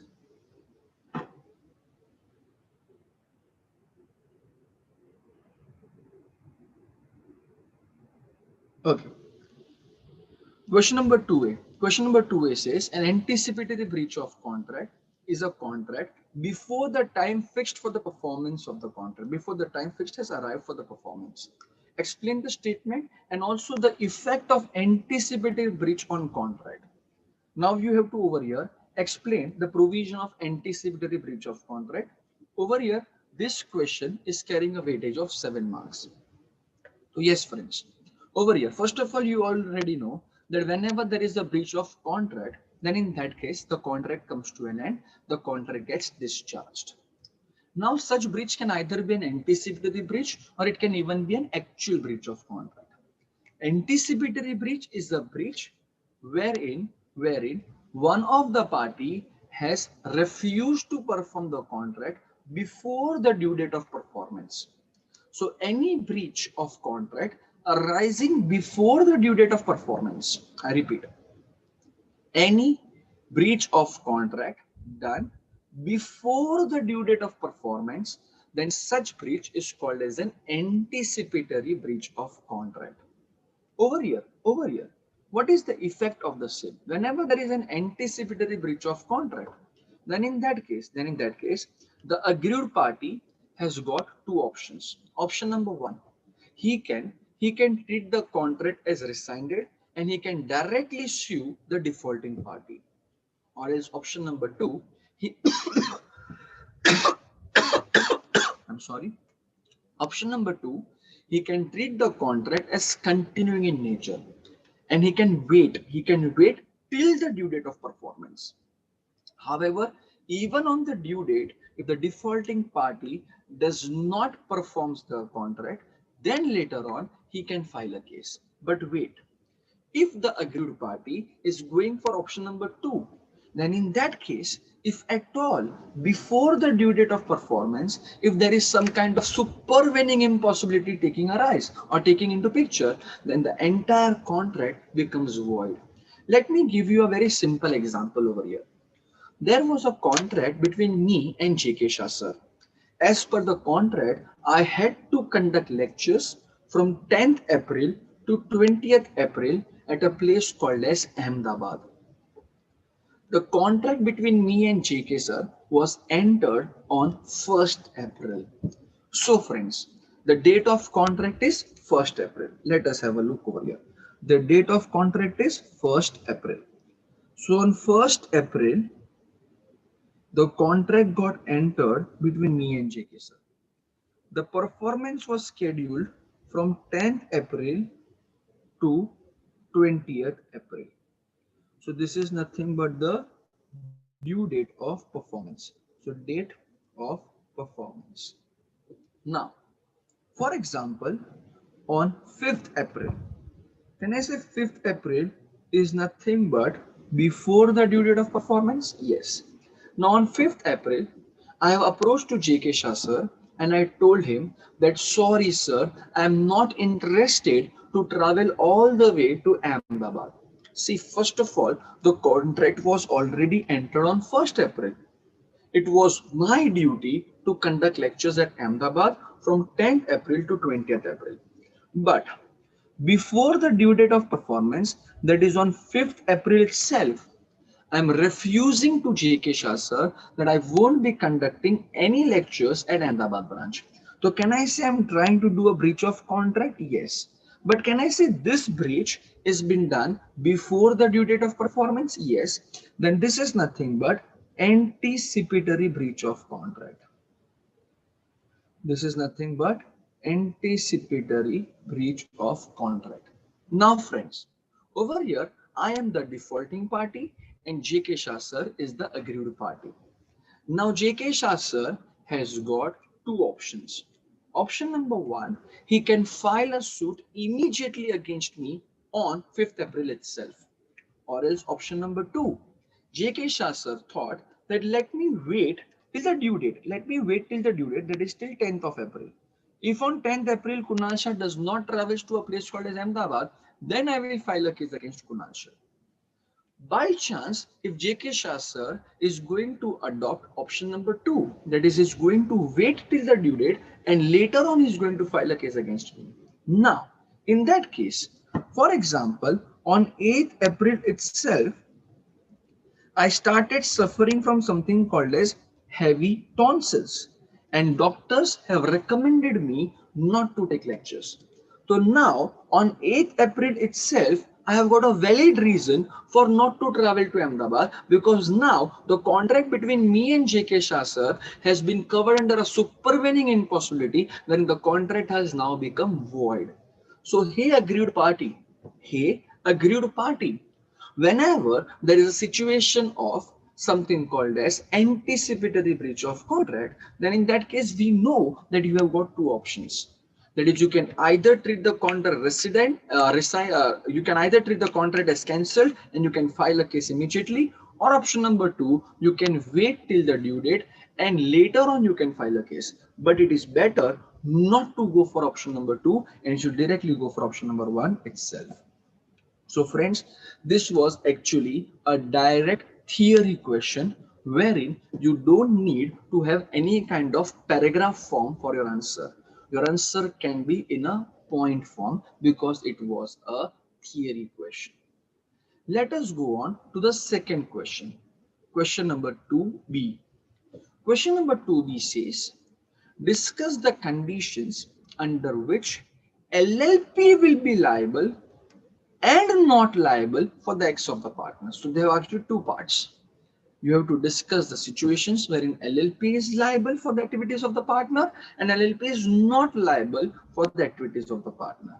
For that case, friends, you can directly give a reference of section number 27, subsection 1 of LLP Act 2008 and section number 27, subsection 2 of LLP Act 2008. Again, it's a direct question. No need to write down your answer in a paragraph form. You can directly write down your answer in point forms. Friends, when I say point forms, it is better you make the usages of bullet point forms, bullet points, rather than writing down something called as ABCD. However, you can go for any approach. It is upon your comfortability. Whatever you want to follow, you can follow. But for theory-based questions, it is more important that the answer should be in a point form rather than in a paragraph form.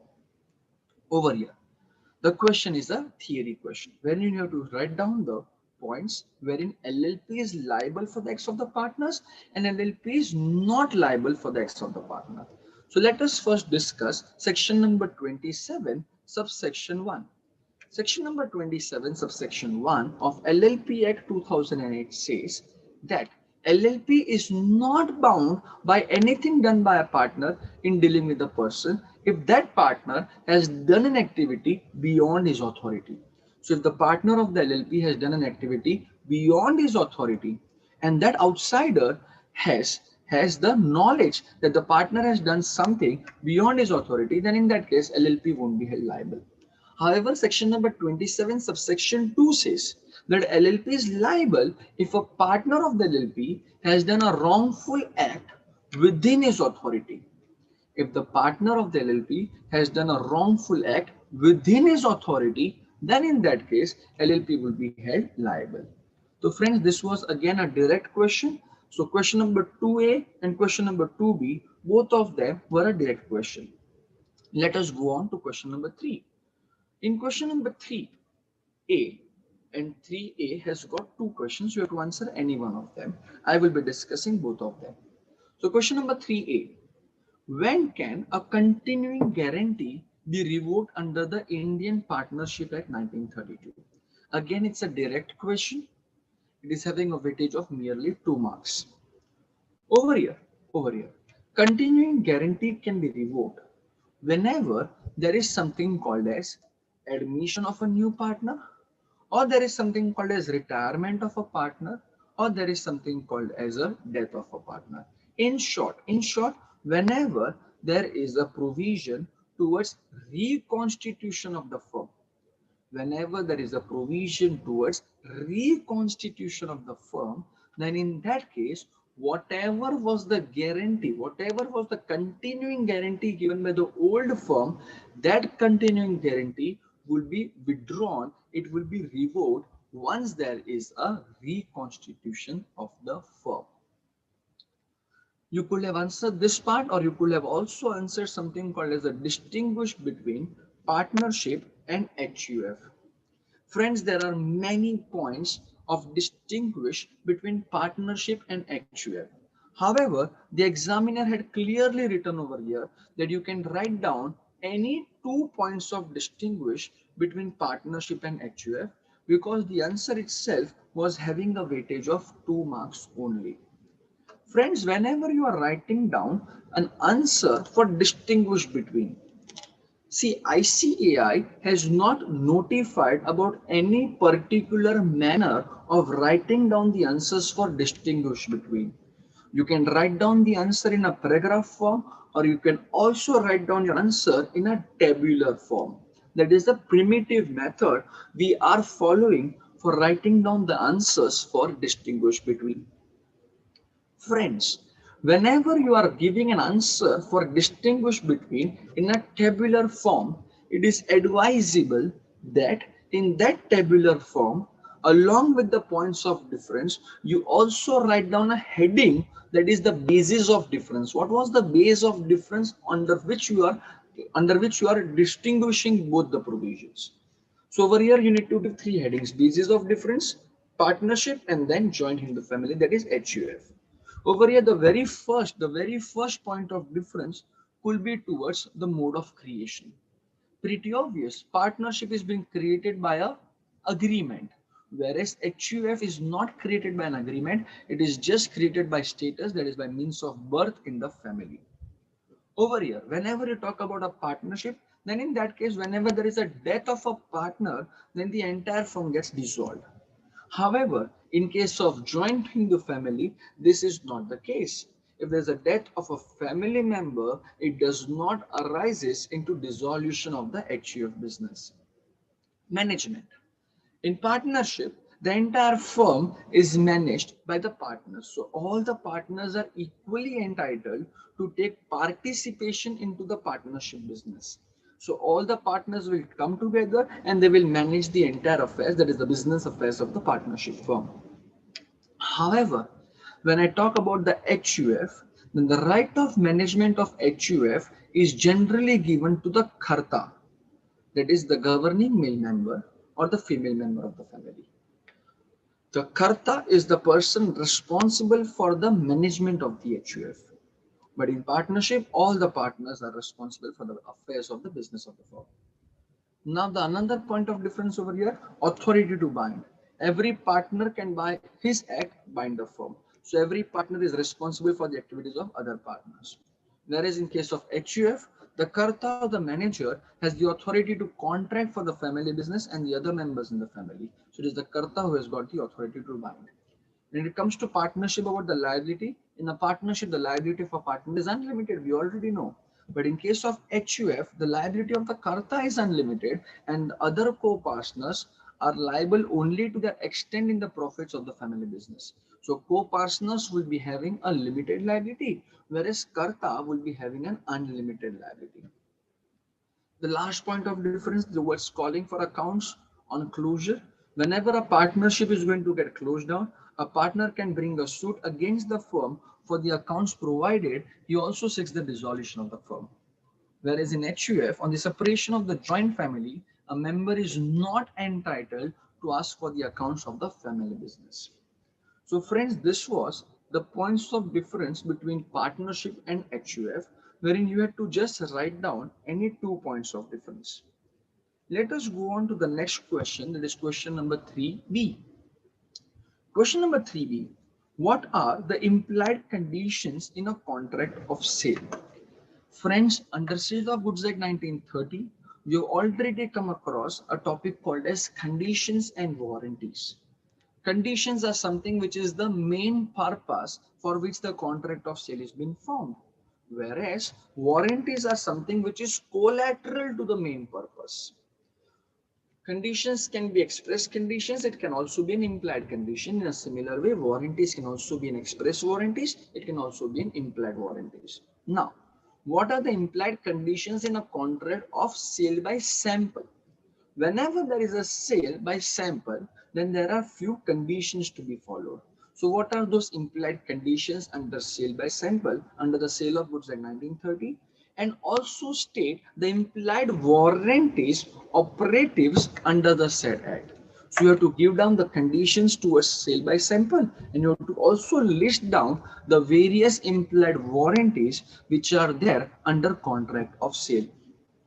Over here, first of all, what are the conditions required whenever there is a sale by sample?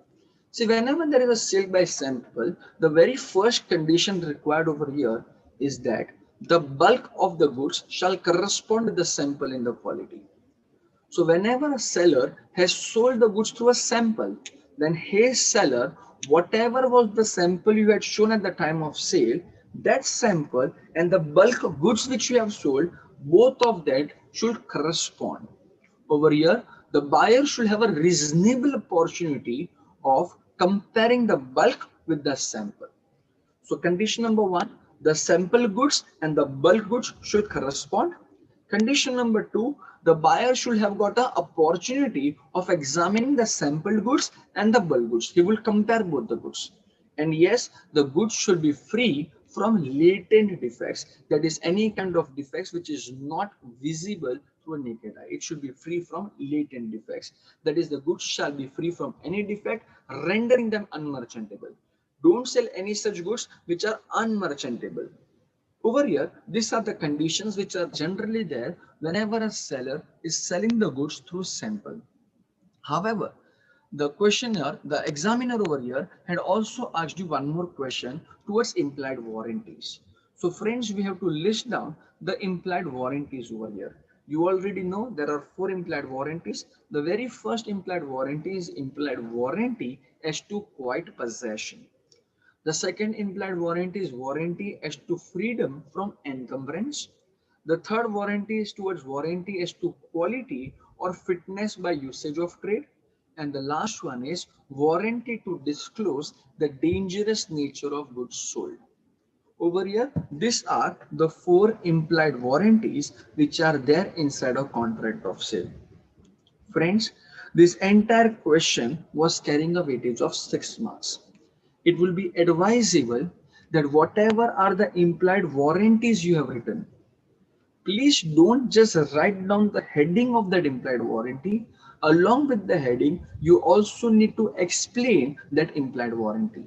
For example, if you have written implied warranty is to disclose the dangerous nature of goods sold, then in that case, you have to just give an explanation of 2 or 3 lines that whenever a seller is selling goods which are of dangerous in nature, then in that case, it is the duty of the seller to disclose such things to the buyer. That is implied warranty as to disclose the dangerous nature of goods sold. So you also need to explain 2 to 3 points for each implied warranties. Okay, friends, let us go on to the next question. That is question number 3C. Question number 3C is again same to same question which was there inside your JKSS textbook volume number 2. To be more precise, it was in a chapter called as Partnership Act 1932. It was question number 5. Question number 3C. The question says P, X, Y and Z are partners in a registered firm called as A and Company. So what's the name of the firm? A and Company. Who are the partners of this registered firm? The partners of this registered firm are Mr. P, Mr. X, Mr. Y and Mr. Z. Now, in this partnership firm, X died and P retired. One of the partner has died and one of the partner is retired. Now, Y and Z filed a suit against W in the name and on behalf of the firm without notifying to the registrar of the firms about the changes in the constitution of the firm. See, without notifying to the registrar of firms about the changes in the constitution of the firm. Is the suit maintainable? First of all, what has happened over here? In this question, I'm sorry. First of all, in this question, there is a partnership firm comprising of four partners: partner P, partner X, partner Y, and partner Z. Out of these four partners, one of the partner, Mr. X, has died. Another partner, that is partner P, has retired from the firm. See, whenever there is a death of a partner or whenever there is something called as retirement of a partner, can I say there is a reconstitution of the firm? Such things has to be notified to the registrar of firms, that is ROF.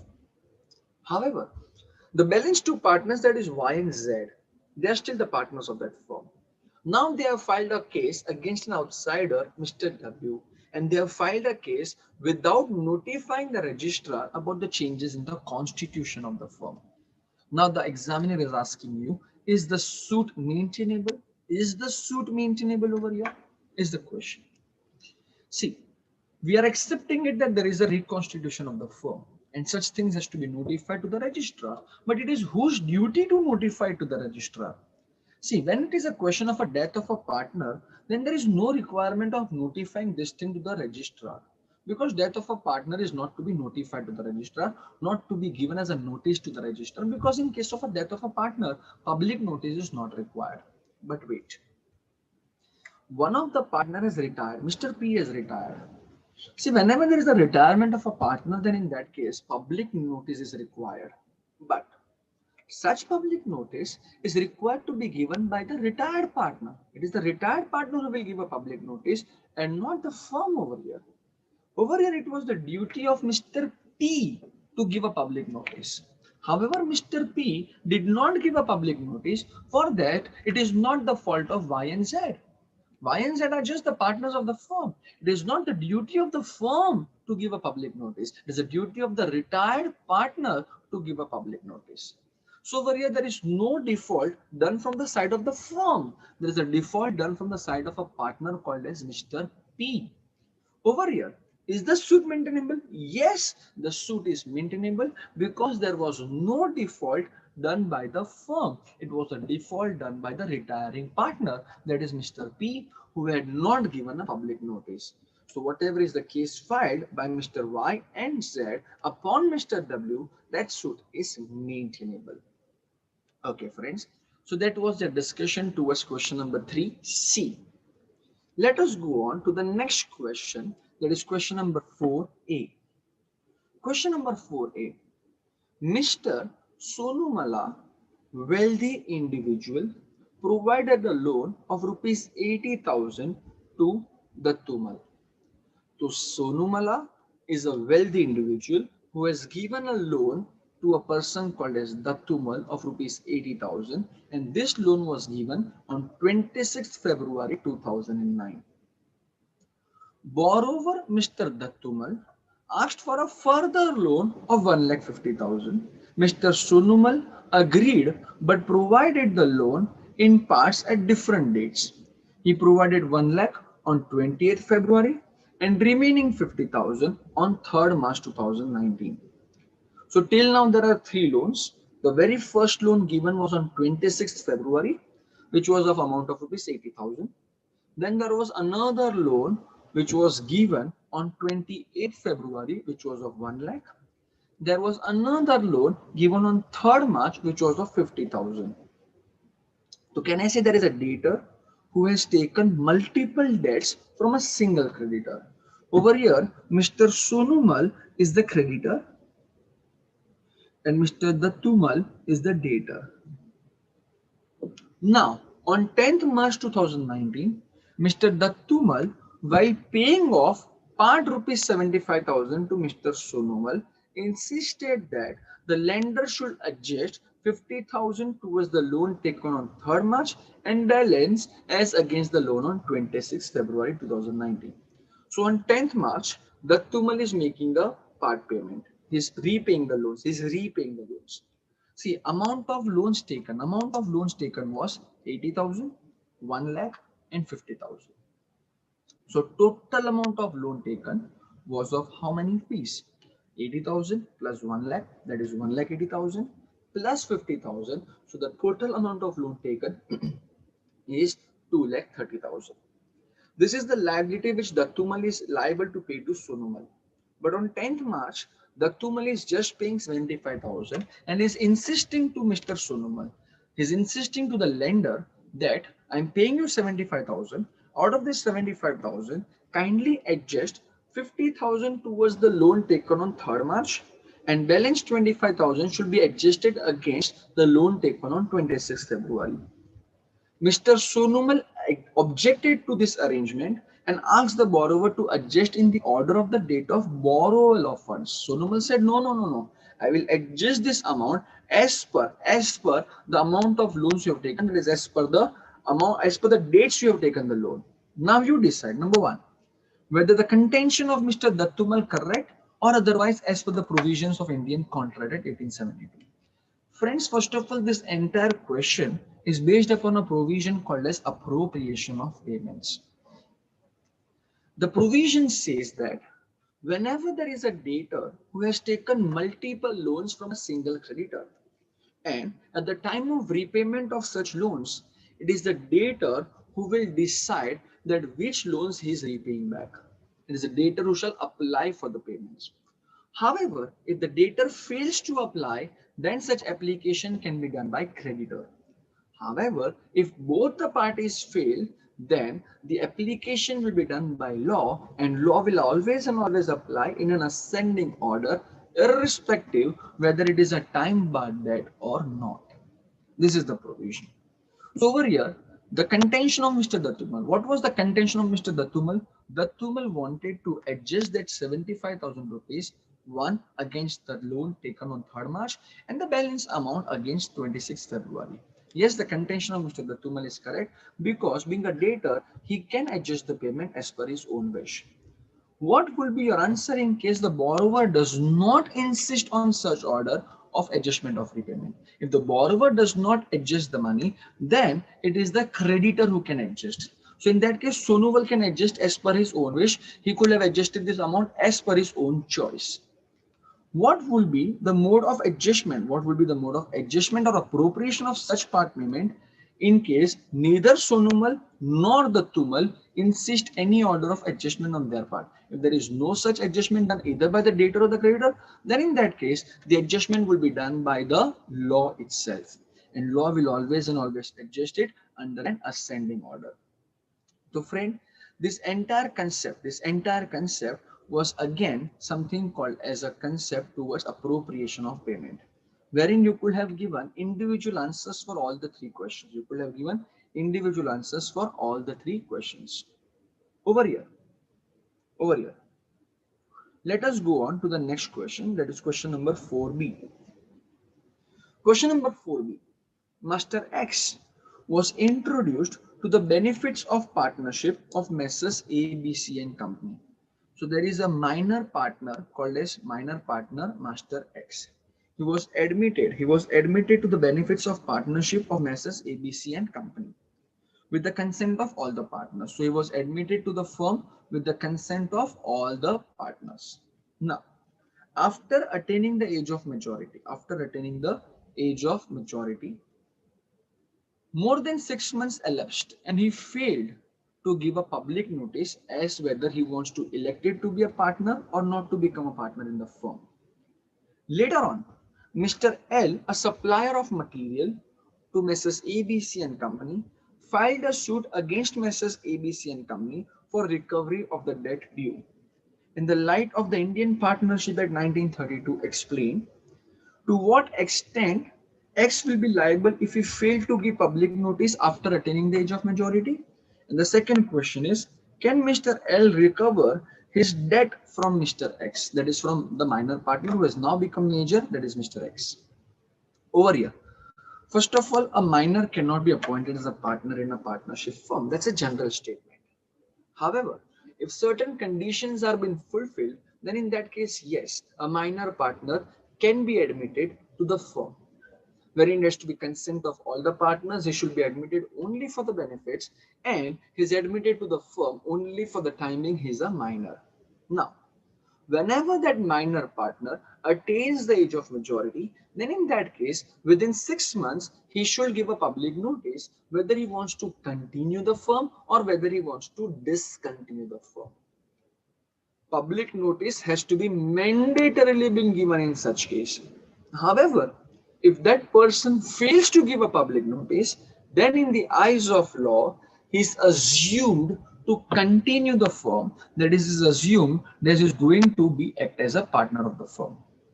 So over here, if the minor partner becomes a partner by his failure to give a public notice within the specified time limit, then in that case, number one, he shall be personally liable to third parties for all the acts of the firm done since he was admitted to the benefits of the partnership.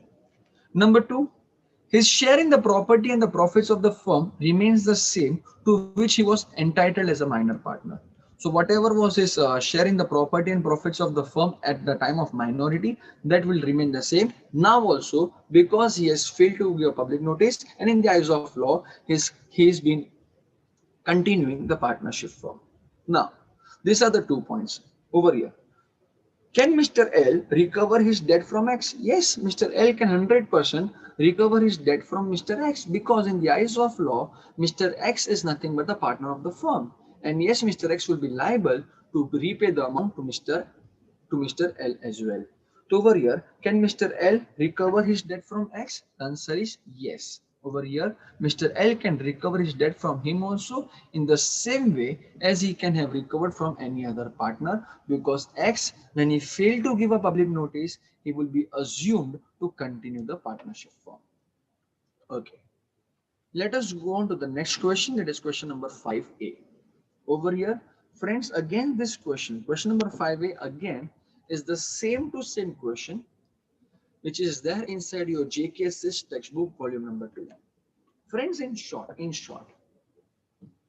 if you have thoroughly done your JKS's material, you are in a very good position to answer the questions asked by the examiners, because your JKSC volume number 2 comprises of only and only question answers which are being directly picked up from institute's material, various revisionary test papers issued by ICAI, various mock test papers issued by ICAI.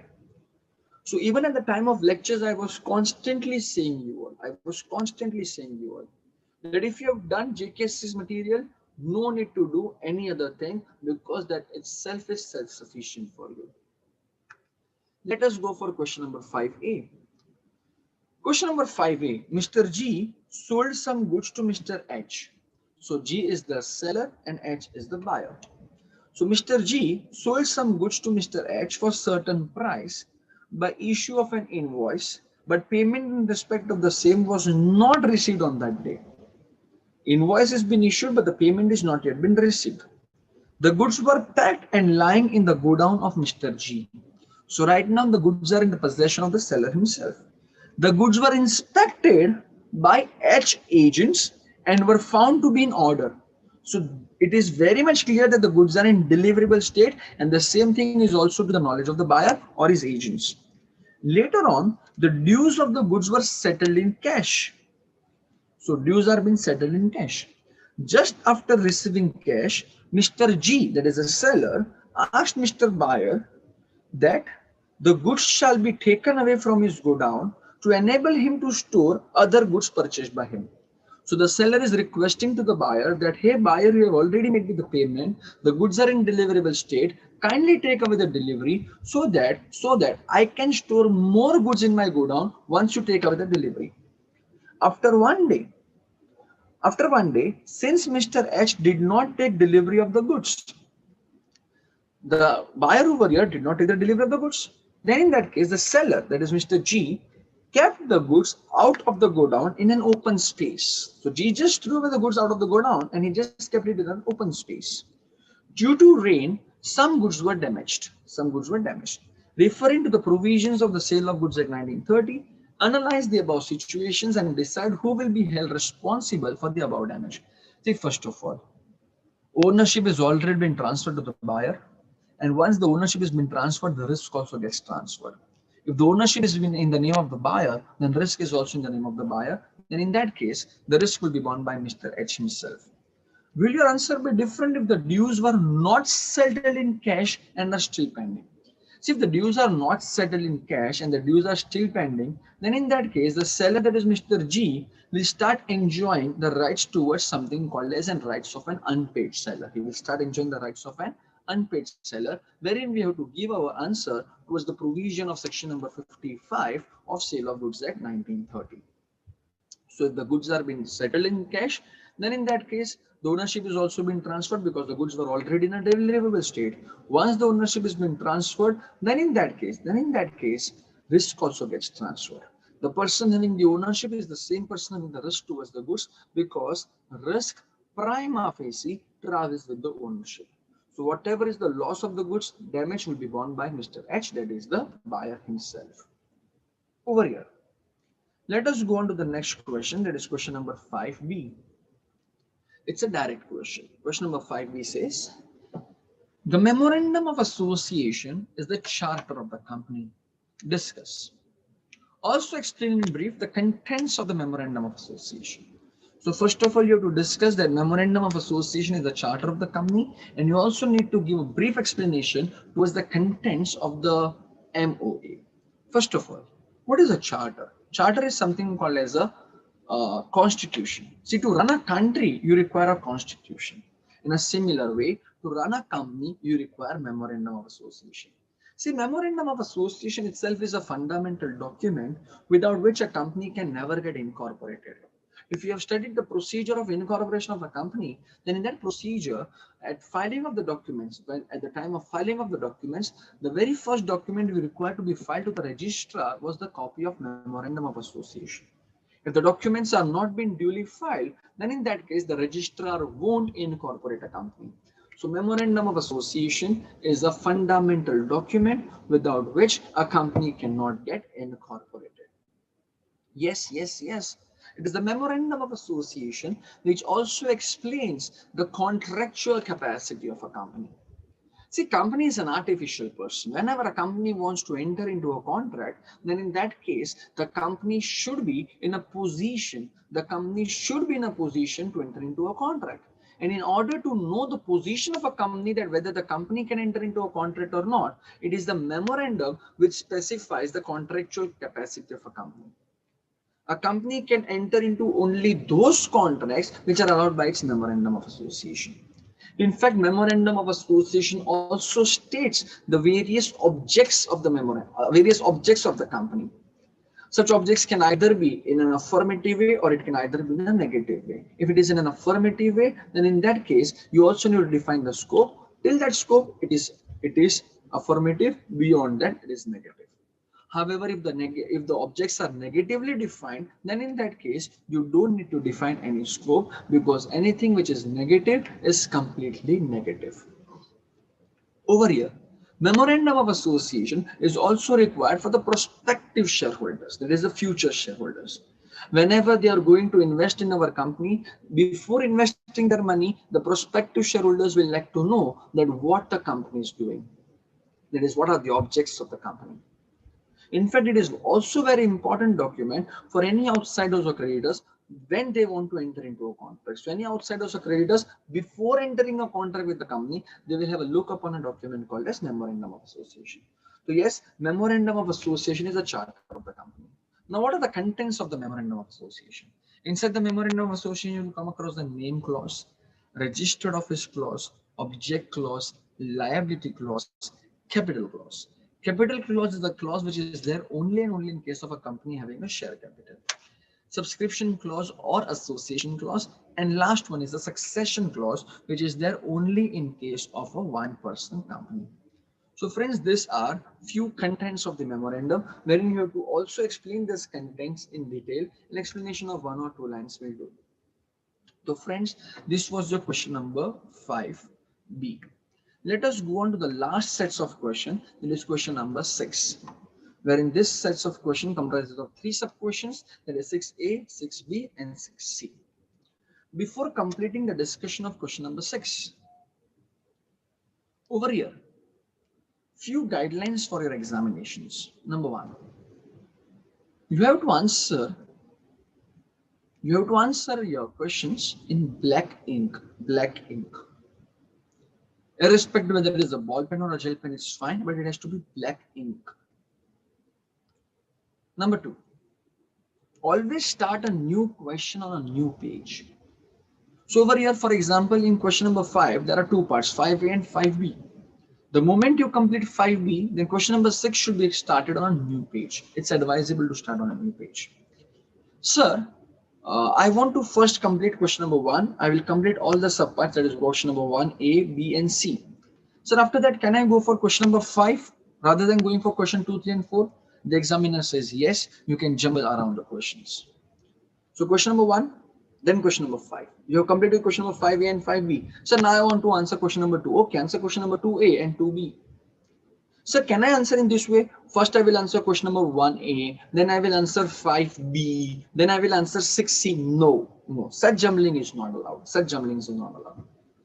Sir, what is your advice whenever we are going to write our paper number 2, which comprises of 2 subjects? It is business law and BCR. Sir, which subject should we start with first? My advice is that you should first start with your BCR. See, that's a portion of only 40 marks and that won't take more than 65 minutes of your total 180 minutes, out of total 180 minutes. So in first 1 hour or 1 hour 5 minutes, complete your BCR wala part. Be confident and get that 40 marks. Then the balance time should be utilized for writing down the answers for law. So if you first start with law, then what is the problem over here the student faces? Once you start with law now, in law you will start writing down the entire provisions. And at times, you might also be in such a position wherein you won't have surplus time to give proper answers for the questions asked in BCR part. Avoid such mistakes. First of all, complete BCR. Be confident for that 40 marks. Then you start writing down law. BCR should be completed in a time span of 60 to 65 minutes. Maximum it can go is for 70 minutes. Maximum. Balance time can be utilized for law. Over here. Whenever you're writing down your answers for law, many a times students are asking you a question. Sir, we are properly understanding the entire subject, but sir, we are very much frightened to write down the answers for law. Why? First of all, there has to be no fear. If there is a fear, then yes, there is a fear because of lack of writing practice. If you have done a proper writing practice, you have understood each and every concept, then there is no fear in your mind about the subject called as law. The only point of success in law is nothing but continuous writing practice. The more you write, the more you incline towards the legal languages. Write down your answers in law in a legal language rather than writing down in plain English language. Avoid it. Sir, is it necessary that we should write down word to word given inside the module? No. Slight deviations are always allowed. A deviation of around 20 to 30% is always allowed, provided the meaning is not getting changed. The meaning should not get changed. So slight deviation into the legal language is allowed, provided the meaning is not getting changed. Always be 100% confident about whatever you have studied, and always focus upon the legal language. These are the two main mantras for succeeding in your paper called as law. Let us discuss the last part, friends. The last part over here, which talks about question number 6. Well, in question number 6A, To form a valid contract, consideration must be adequate. Comment. See, the provision of the law says that consideration may or may not be adequate. Because what is consideration? Consideration means something in return. Consideration means something in return. Not necessarily it has to be at par, not necessarily it has to be as per the same value for the amount of goods which I am selling is of the value. No, not necessary. If today I want to sell my Rolls-Royce car having a market value of 6 crores, but I want to sell that car at only rupees 6 lakhs, it is my car, it is I who will decide the consideration. So not necessary that the consideration should be always and always adequate in nature. Even if it is inadequate, even if it is insufficient in nature, it is allowed. Because the provision says to form a contract, consideration is required. Consideration means something in return. For my promise to sell Rolls-Royce car, I should receive something in return.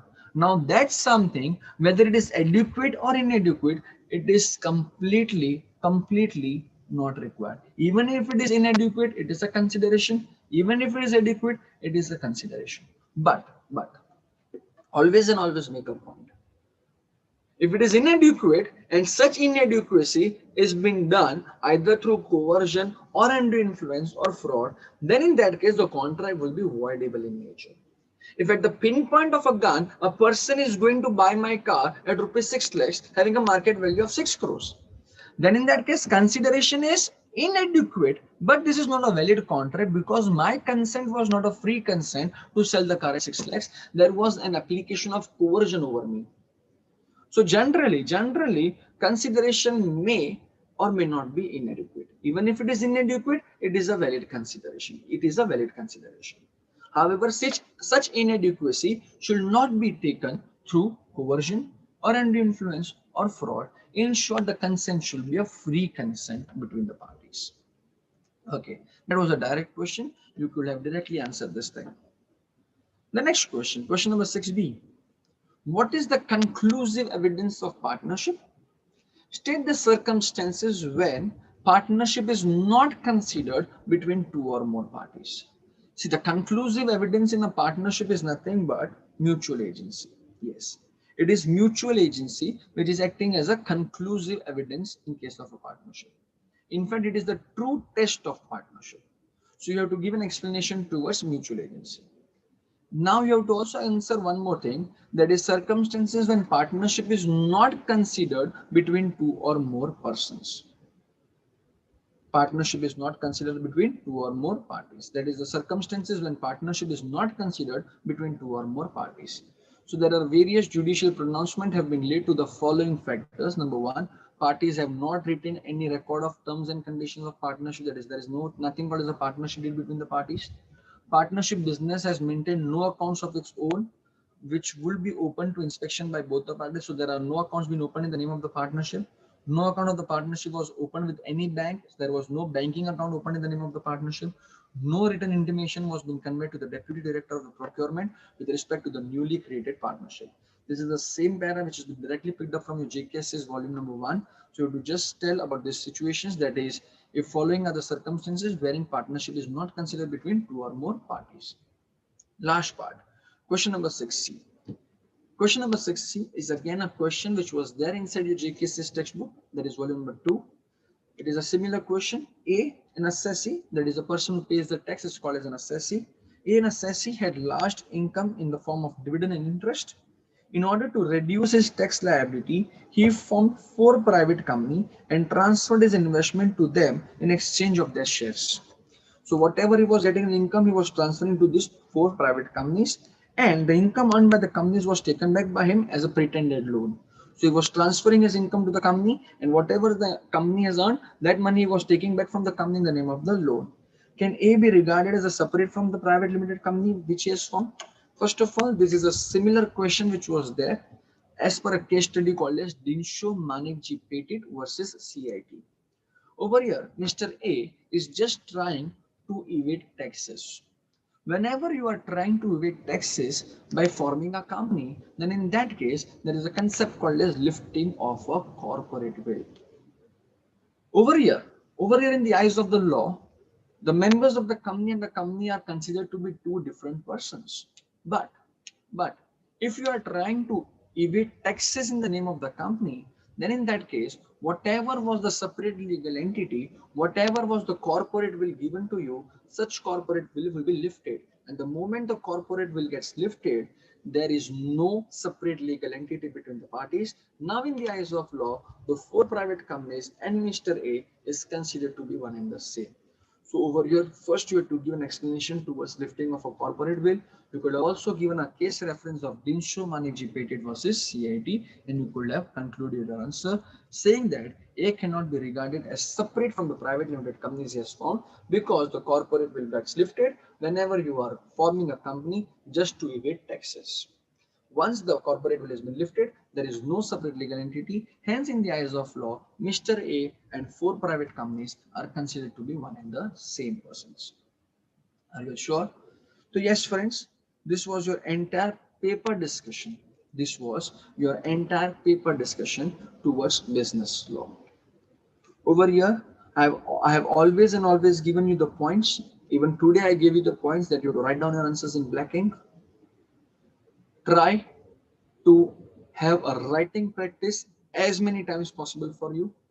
Before exams, at least 20 question answers per chapter should be in a written practice. Try to write down your answers in a legal language. No usage of plain English language, it has to be with the legal language. Slight deviation of 20 to 30% is allowed, provided the meaning is not getting changed.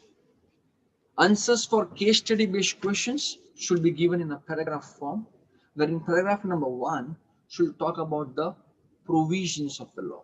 Paragraph number 2 towards the facts of the case, and paragraph number 3 towards the conclusion. However, if there is a theory question being asked, then such answers can be given in a point form. Differentiate between. The answers can be given in a tabular form. In that case, you also need to have one more heading about the basis of difference. That is on what grounds you are making a differentiation between two things. Over here, always and always start your answers. Always and always start your new question answers on a new page.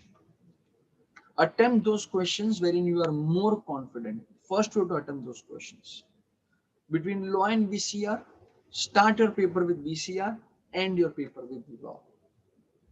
Give your best, God will do the rest. All the best for your exams. Thank you.